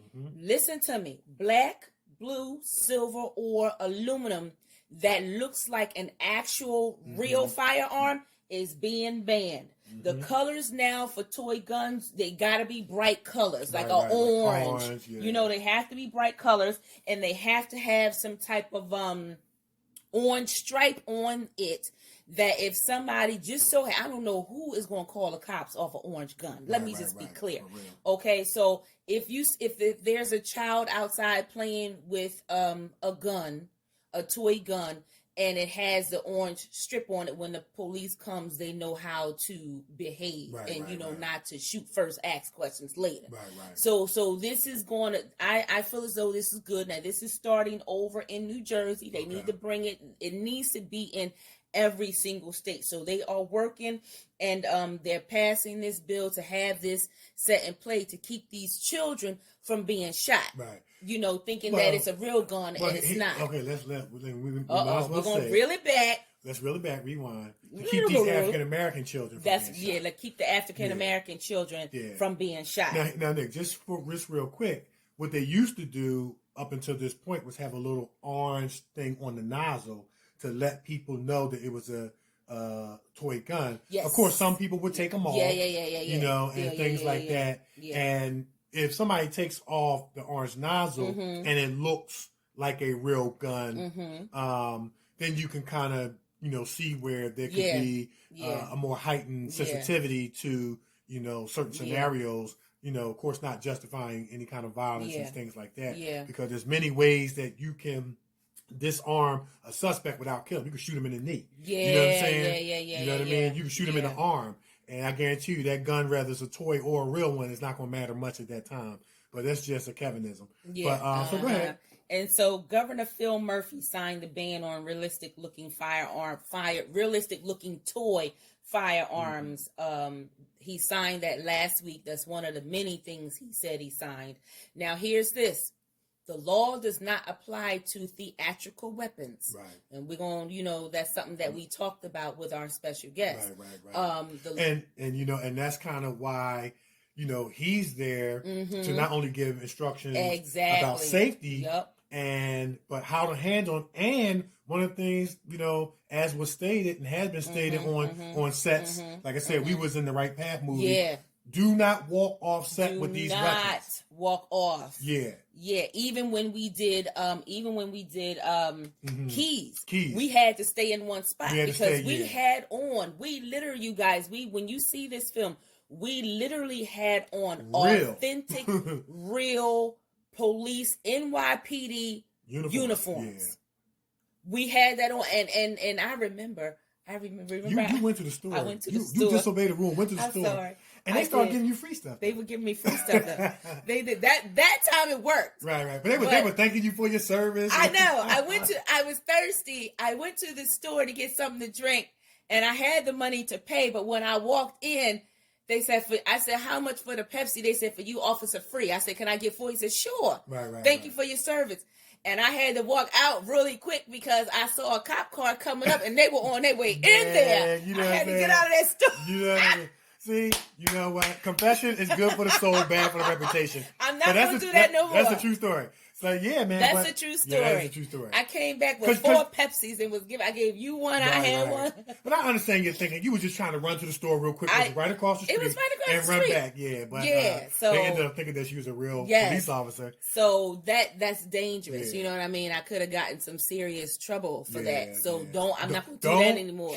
Don't try that. Don't try this. Don't try that. This is an example of what not to do. Yes. Don't leave set with real police officer uniforms and props and things like that because it can really cause some trouble. And let me tell you this. For people who sell toy weapons that do not have the orange stripe or bright orange, your first offense is a $500 fine. Okay. Now, if you continue to do so, your second offense is a $1,000 fine plus some other things that you're going to have to, pay up. Incur some expenses that you're going to have to incur. Yes. And I'm telling you right now, this is never, too late. Better late than never. Right. But of course, taking back to the November 2014 police shooting of Tamir Rice, 12-year-old Tamir Rice in Cleveland, when he was holding a toy gun and the police thought it was real and it wasn't, and he was shot and killed. Yeah. Okay, this is 2020, and remember I said 2020, we are setting things right. We're setting things right in 2020, and so I guess this is one of those. This is one of those things. And we had the opportunity to meet Tamir Rice's mom at the Jason Letter Fellowship here in Philly, and she's in the movie as well. Yeah. Her and some other notable mothers who have lost children to the police brutality. Yeah. So shout out to New Jersey for trying to fight this demon. So thank you for that. And we need to make sure we get that over in Philadelphia and everywhere else. We used to play with little toy water guns. Right. But I don't know when the little toy water gun became the actual little firearm. I think, to be honest with you, I think they need to stop selling them little toy guns altogether. They need to come over here and ban real guns in Philly because they just be shooting over here, man. Yeah, it's crazy. Something got to happen. Remember we were talking about how the kids play the same games we used to play, but they play them different. We play freeze tag, and they play freeze, stick them up, tag. It was the other pin the crime one. We play pin the donkey, and they play pin the crime on someone else. Yeah, man. So they need to do some banning with some of the weapons over here. I mean, and you have two issues. You have the selling of guns legal, and then you got the illegal ones. The illegal ones. And it tends to be the ones that are illegal that's causing a lot of problems because, they can get guns on the street. Like you can get a bag of potato chips at the store. Yep. And then sometimes they put the gun inside the potato chip bag. Yeah, that's true. They doing all kinds of scratching the license plate. The license number. The serial number. Yeah. And it needs to stop, man. We need to stop this violence, increase the peace, because just in the month of January we've had too many. I'm just gonna say too many. It's been been almost averaging out to a murder a day. Yeah. You know what I mean? That's what it's averaging out. So it's like we got to do something about that. But shout out to those in New Jersey who are trying to rectify this problem. And we got to rectify this problem in Philly. This real life problem in Philly. Yeah. So, yeah. And, you know, some sad news. Delonte Morris West, former professional NBA basketball player. He played with the Boston Celtics, the Seattle Supersonics, the Cleveland Cavaliers, and the Dallas Mavericks. He is battling some, I don't know. I think it was mental illness, wasn't it? Mental illness. And not only that, but his mental illness has caused him to be homeless. So he's homeless as well. And you can see him just on the street. And it's just so sad. The videos, they show one video, he was getting to a fight with some man, and the poor man had him on the ground, stumping his head into the concrete.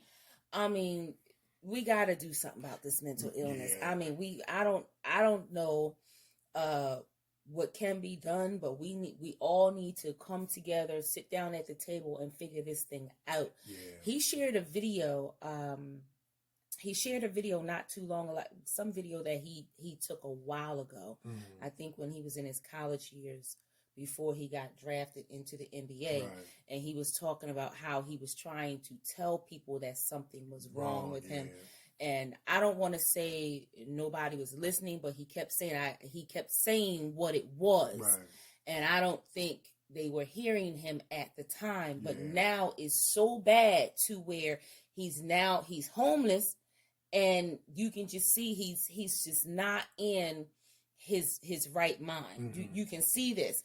And for people to, just come along and just take the photograph of him and take the video of him instead of calling somebody and helping, helping. Let's help to get this man in the hospital where he's protected from people bothering him and where he can get some help. But I tell you, that was the saddest thing I saw, amongst everything else. But, that was sad to see that. Yeah, I didn't know Delonte West personally. I was going to ask you if you knew that. I didn't know him personally. I have said what's up to him because I used to go up to St. Joe's University, and that's why I used to work out and stuff like that. And they recruited me out of high school, and I kept up my relationship with Phil Martelli and the coaches, and they allowed me, as I got older and was done with the game, to come up here and just work out, just to stay in shape. And one day I was in the main gym shooting around, and he was sitting in the stand. I just said what's up to him. I didn't know him personally, but I'm aware, of his journey into the NBA and his battle with mental illness. And it does alter your behavior, your decisions, depending on what your mental illness is. But here's the struggle. You have these. You don't want to judge people nor look down upon them, of course, for their condition. There's a lot of factors that go into mental illness. It could be a chemical imbalance. It could be hereditary. It could be generational. It could be environmental. It can be, various different reasons. So, but at the same time, some of the mental illness, especially a lot of the personality disorders that could cause harm to other people, that's not acceptable. Right. But you cannot say, oh, this person doesn't know what they're doing as the signed off excuse for others getting hurt and or victimized. And we just got to leave it at that. So we just need a formula, a process, a procedure that can be put in place. Maybe there already is, that I'm just not aware of, where we can get, people with mental illness the help that they need, and also hold them accountable for their behaviors, but also focus on preventative measures. Preventative measures. And early detection is always the best thing. And I applaud guys like Kevin Love, the Cleveland Cavaliers, who have come out and talked openly about their mental illness. One of the players for the San Antonio, DeMar DeRozan, have come out, because It's nothing to be ashamed of. Right. There's medication out there that can help people live normal lives, but early detection is the key. And I just hope that somebody, a teammate, he was on one of the best teams in St. Joe's history. You know, that I think they went to I want to say the final Elite Eight or something like that, when Jameer Nelson and all those guys were on that team. And hope somebody just finds some compassion, some love in their hearts to just reach back and if nothing else, point them in a direction. You know, sometimes it takes somebody coming to get you where you are. Yeah, that was sad. You know, coming to get you like, look, man, listen, you coming with me. Yeah. You know what I mean? You coming with me and we're going to get you some help. You checking into this place. Now, if you do all that and they don't want it, it's nothing you can do. Right. You know what I mean? But at least if somebody, you know, can, like you said, start it, you know, because that was just really, really sad. Right. Really sad. And, you know, don't interview them. Get them some help. Right. Okay? Put the microphone down and get them some help. How about we do that? Yeah, he was a good player, man. Left-handed. Yeah, he was good. He was a really, really good player, man. And, you know, we wish him the best. You know what I mean? Wish him the best. Yeah. Well, that's it. That's all I have in news. All right. So we're going to take a break, and we come back. It's going to be time for my favorite part of the show. We're going to find out what's bothering Nikee. This is Kevin and Nikee Show on iHeartRadio. We're everywhere, and we'll be back. Get a little pause in there.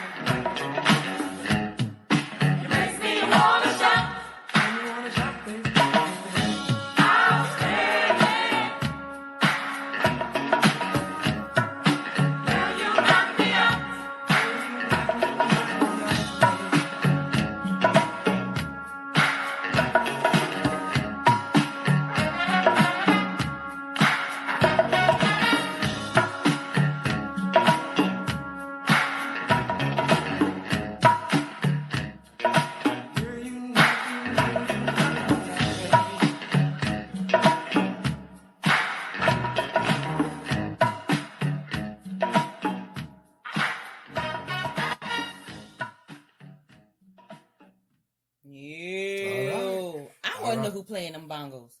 They playing the bongos. And the horn. Yes. Yes. I like how it comes on with them bongos. Yeah, I want to know who playing them bongos.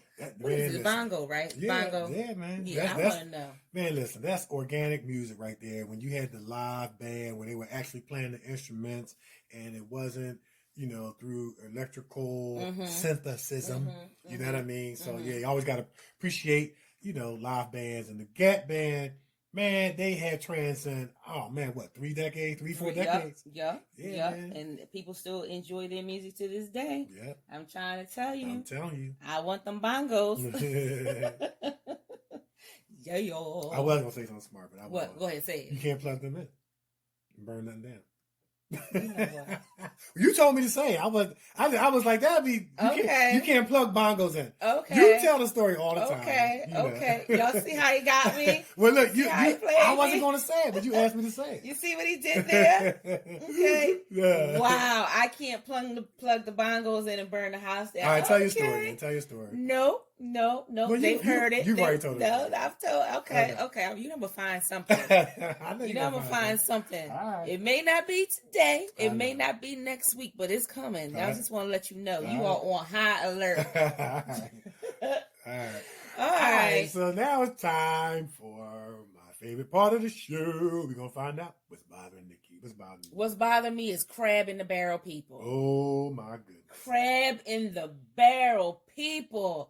Man, always got something negative to say. Crab behavior. Crabs. I saw a post over the weekend and it was a beautiful post. Offset and Cardi B, they were getting ready for the awards, and Offset was making sure Cardi was also fine, like she is, making sure her hair was straight. Why the comments, Kev, gotta be okay so he ain't cheating today? Oh my! Fixing her hair today, cheating tomorrow. Crabs in the barrel. Crabs in the barrel always have something to say. Oh, and it's never positive. It's always negative. Yeah.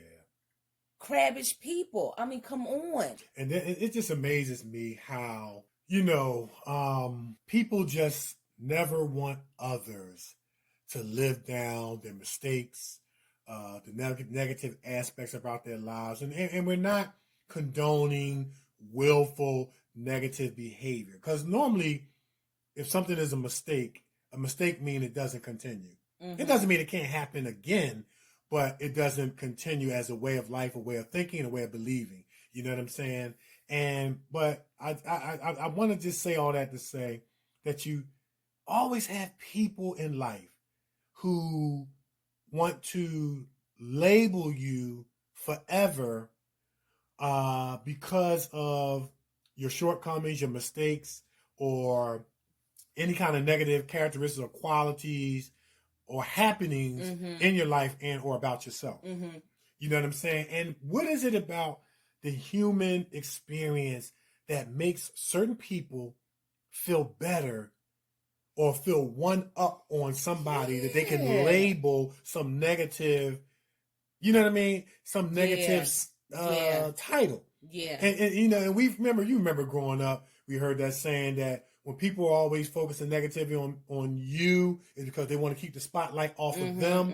And you just got some people that feel validated by saying, I'm not as bad as him or her because I didn't do that, but you're doing something else. Crabs in a barrel.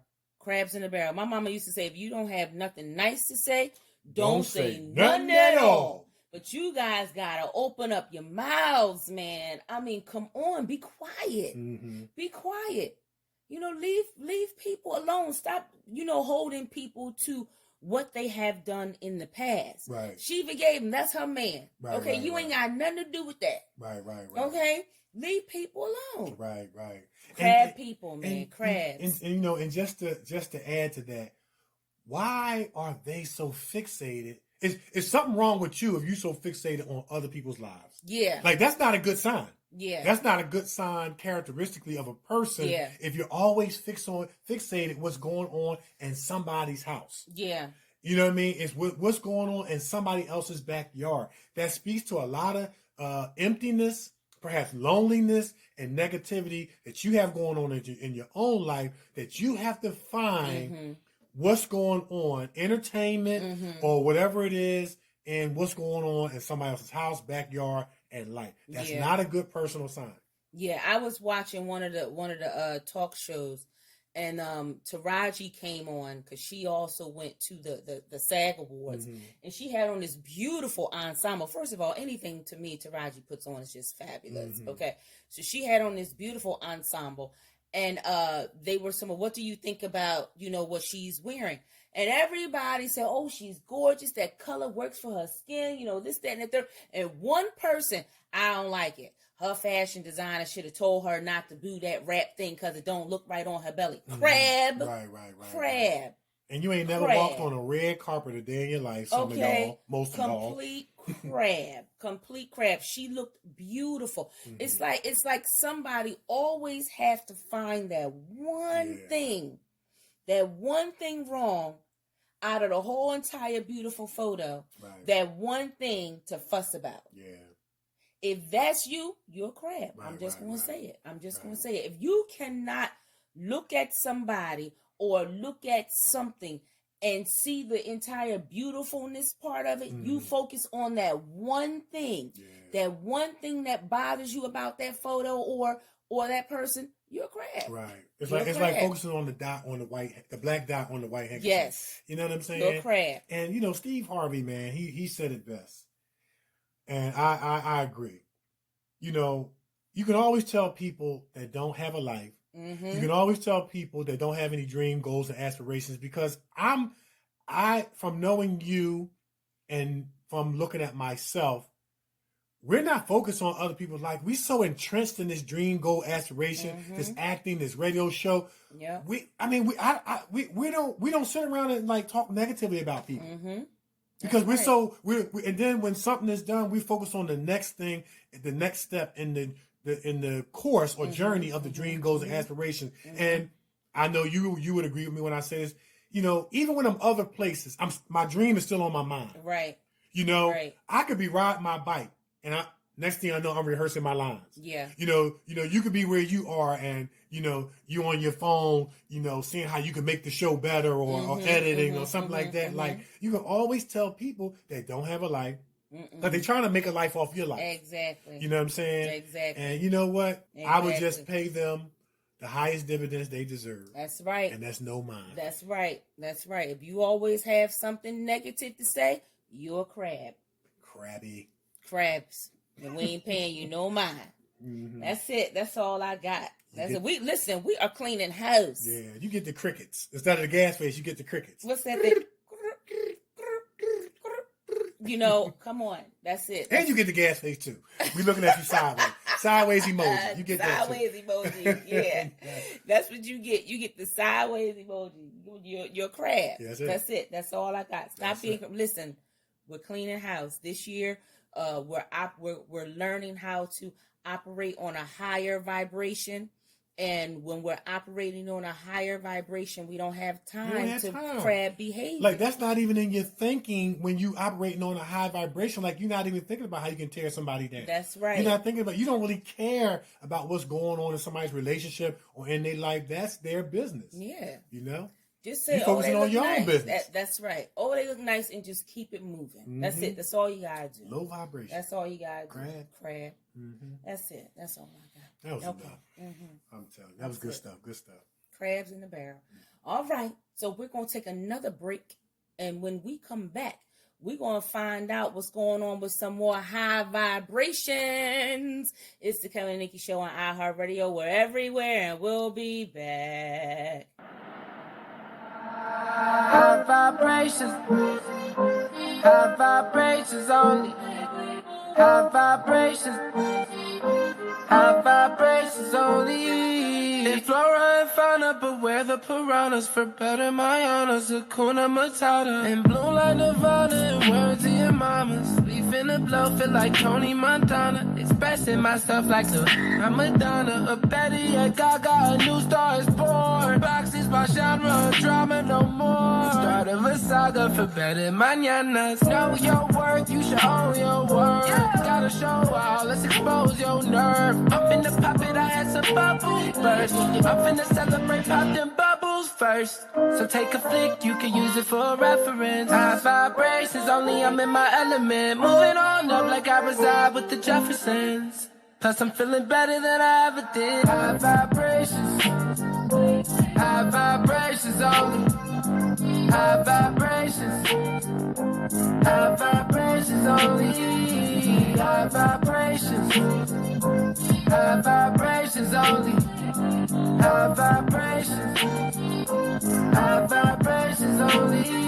The devil is Prada, but we're the designer. Collecting these commas like abracadabra. Black Americana, I do what I wanna. And talk like Rihanna, put that on my mama. I'm building armadas and writing sonatas. I see personas, a fleet of imposters. Low-key a legend, a young chupacabra. I seek abundance and better mañanas. Know your worth, you should own your worth. Gotta show out, let's expose your nerve. I'm finna pop it, I had some bubbles first.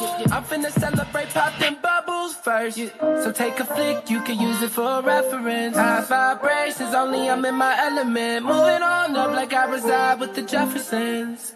Plus I'm feeling better than I ever did. Cause the light that resides in you infinite. High vibrations, homie, I'm in my element. Found a place in myself that I never been. Plus I'm feeling better than I ever did. High vibrations only. High vibrations only. High vibrations only. High vibrations only. High vibrations only. High vibrations only. High vibrations. High vibrations. High vibrations only. High vibrations only. High vibrations only. High vibrations. High vibrations.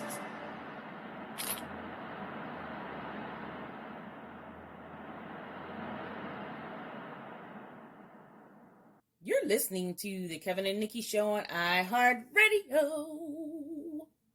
Oh, yeah. Oh, nice. High vibrations only. High vibrations only. I like that. High like vibrations only. Yeah, I like that. I really that's like right there. that right it's there. It's high vibrations only. Anything I like else? that. Yeah, man. I like that. Where is all I got to say is they need to stop. They need to start pumping this type of music on the radio instead of all that other stuff that be going on the radio. Yeah, you know, I really like this. You so right, Nick, because you know, I've been working with kids all my life, and I really not only like it, but I love it because I get to make a difference. You know what I mean? Yeah. When and where I can. Yeah. And you know, I try to relate to them and things like that. You know, through sports and, you know, what, you know, things and topics that they know about. So, of course, rap is a topic that they know about. So, one of the little kids was like, yeah, I rap.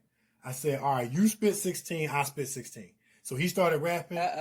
And I said, whoa, no, we got to stop. Too many people got shot in the first sentence. You know what I'm saying? Nope, that's it. Too many people got shot. That's right. 8 people got shot and you only said 3 words. I'm like, no, words. That's it. We're not doing this. We're cutting it off. You know what I mean? That's right. So like you said, they need to put more of this positive stuff on there. They do. So they can sing and rap about that. But you know what I walked away from? He was rapping about what he thought he had to in order to be justified or qualified as a rapper. So, but I mean, all he said was the man, and the man got shot, and you know this, that, and other. Blah, blah, blah. I said, "Nah, we gotta cut this. 2 people got shot. You ain't even make it through the first paragraph. For real. Goodness. Lord have mercy. All right.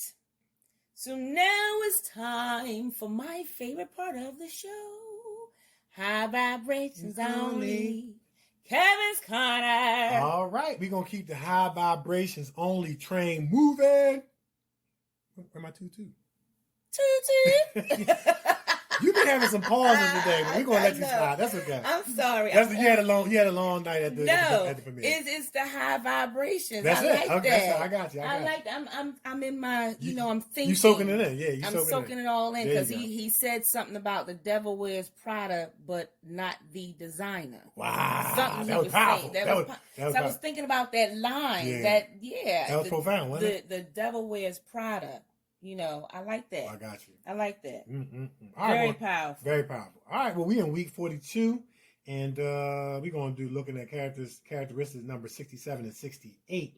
And last week we defined what high vibration is from a definition, and what low vibration is from a definition standpoint. Today we're going to define what does it feel like, so that you can and I can always be gauging our thinking, our feeling, and our behaviors up against what it feels like, as we focus in on our emotions. All right. So what does high vibration feel like? The higher the frequency of your energy or vibration, the lighter you feel in your physical, emotional, and mental body and or well-being. That is not that heaviness or feeling weighed down, So we experience greater personal power, clarity, peace, love, and joy, ... et cetera, et cetera. Okay? And just always know, that help is always available for those vibrating at a higher frequency. You know what I'm saying? Or want to vibrate at a higher frequency. Yeah. All right, so what does low vibration feel like?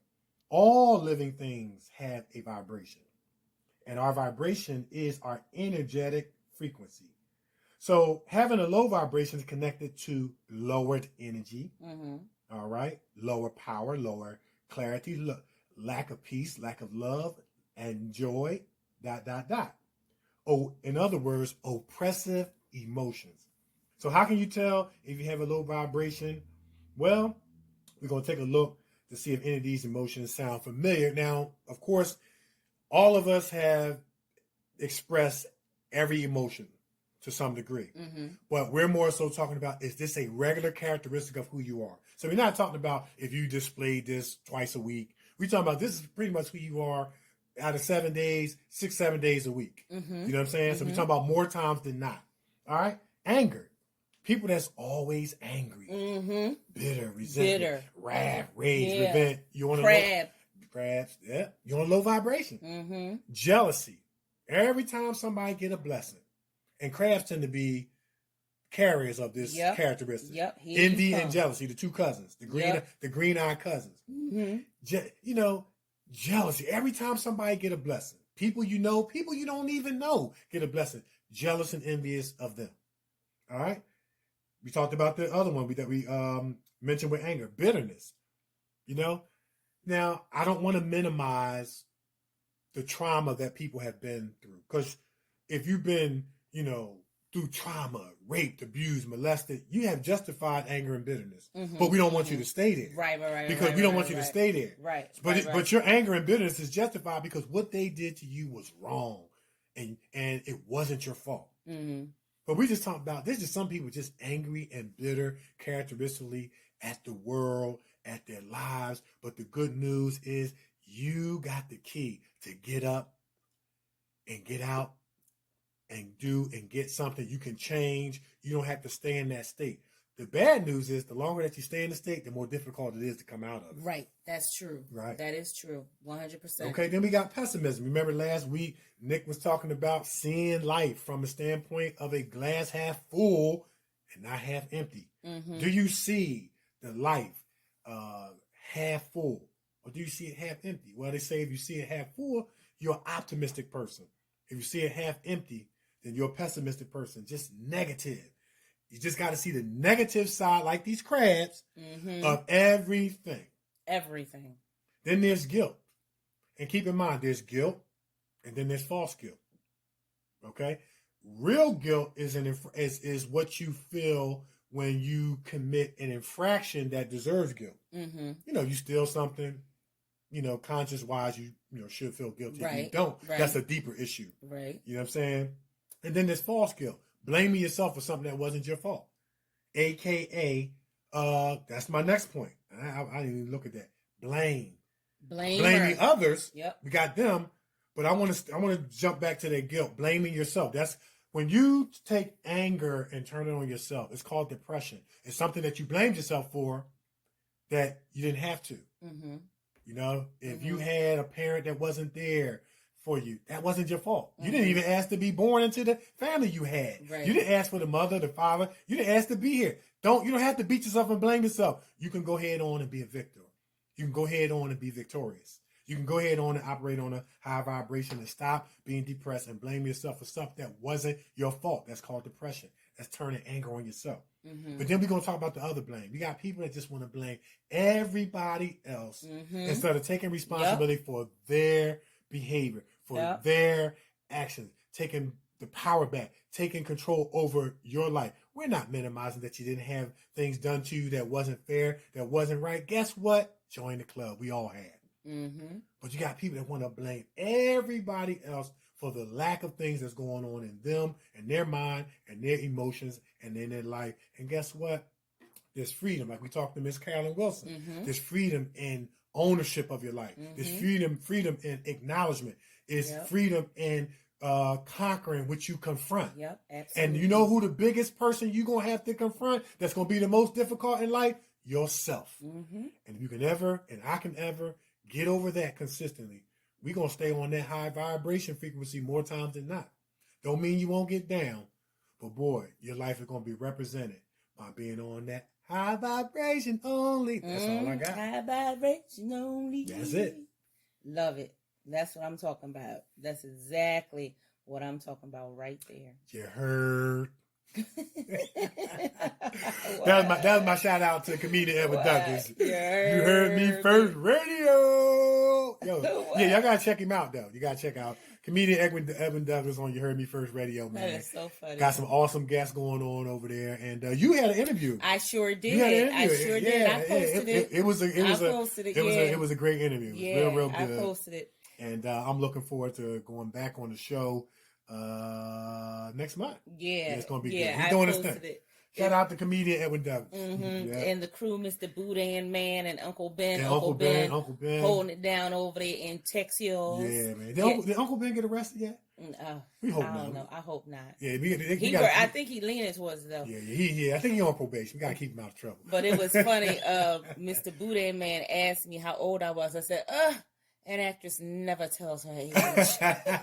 like you said, like in your Eartha Kitt voice. Okay. An actress never tells her age. Yeah, that's it. Yes. Awesome.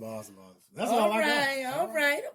Put it out there. All right, so we're going to put it out there. Listen, we just want to thank y'all guys for tuning in each week. As long as y'all keep tuning in, man, we're going to keep bringing y'all hot guests, hot music. We got your girl over here DJing and all that old stuff on the wheels and steels, the 1 and 2s. Doing what she do. You know how she do. And, well, we just appreciate you guys so much, man. And just to be able to travel to New York and to go to a premiere and hear people tell us, man, I'm really enjoying your show. It says, wow, people are listening and tuning in and getting something out of it. And, hey, we're so proud of the show because we get to give back to the community by bringing people on that can help further you in your life, in addition to the stuff that we share and things like that, like Kevin's Corner and What's Bothering Nikee and all that stuff. So thank you guys for tuning in. We really love and appreciate you. We do what we do for you, and we can't do what we do without you. That's it. So I'm actor Kevin D. Benton. You can find me on Facebook, Kevin D. Benton, on Twitter at Kevin D. Benton, on Instagram, actor Kevin D. Benton, and I've been posting some pictures lately. It's another account. You know what I mean? That's how I look. But I've been posting stuff, trying to connect with people. And hey, look, I'll follow back. Yep, you can find me on Facebook, Nikee Warner, on Twitter at Nikee Warner, on the gram. Hello, I'm Nikee. That's spelled HELLOIMNIKE. You can find our show, The Kevin Nikee Show, on Facebook, on Instagram, Kevin Nikee Show, and on Twitter at Kevin Nikee Show. Listen, follow us. We'll follow you back. Check us out. We got a lot of things coming up. We're going to keep you posted on. And don't forget YouTube, actor Kevin D. Yes, don't actress forget that. Nikee Warren. Check out our clips, our monologues. We got feature films, short films, and multi-award winning short films up there, man. We just trying to continue to flow, go, grow, and all that stuff. And y'all can flow, grow, glow, and show with us. How about that? Go ahead, rapper. See how you trying to rhyme those lines? I hear you. I hear you. Rhyme, man. I hear you. Yeah. All right, that's it. Yeah, that's it. All right. All right. So it's the Kevin and Nikee Show on iHeartRadio. We're everywhere, and we are out of here. Peace. You came right in on that one. I did, right? Yeah.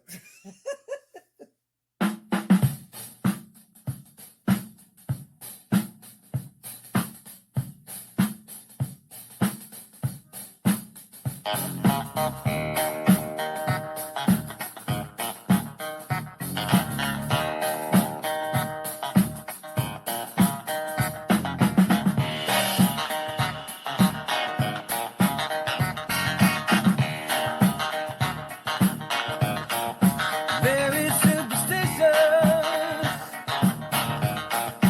writings on the wall. Very superstitious, letters about to fall. 13-month-old baby from the looking glass. 7 years of bad luck with the things in your past. When you believe in things that you don't understand and you suffer, superstition ain't the way.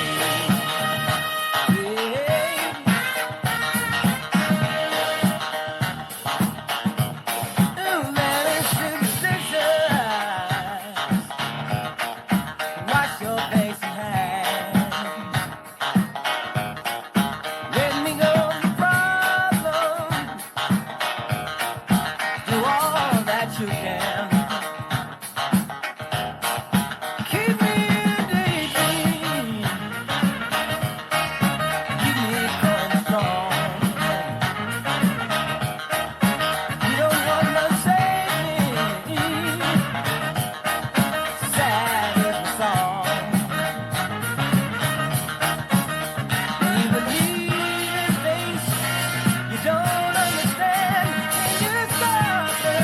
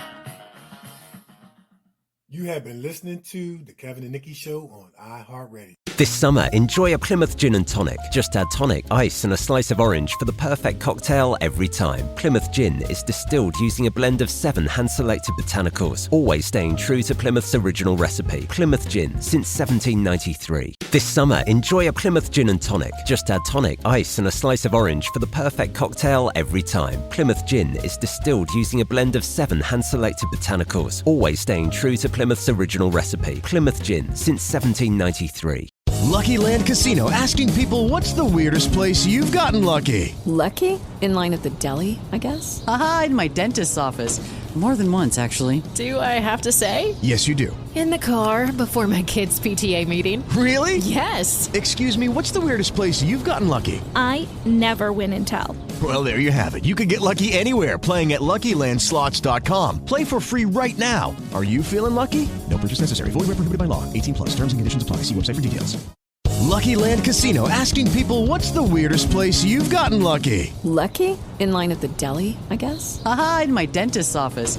More than once, actually. Do I have to say? Yes, you do. In the car before my kids' PTA meeting. Really? Yes. Excuse me, what's the weirdest place you've gotten lucky? I never win and tell. Well, there you have it. You can get lucky anywhere, playing at LuckyLandSlots.com. Play for free right now. Are you feeling lucky? No purchase necessary. Void where prohibited by law. 18 plus. Terms and conditions apply. See website for details.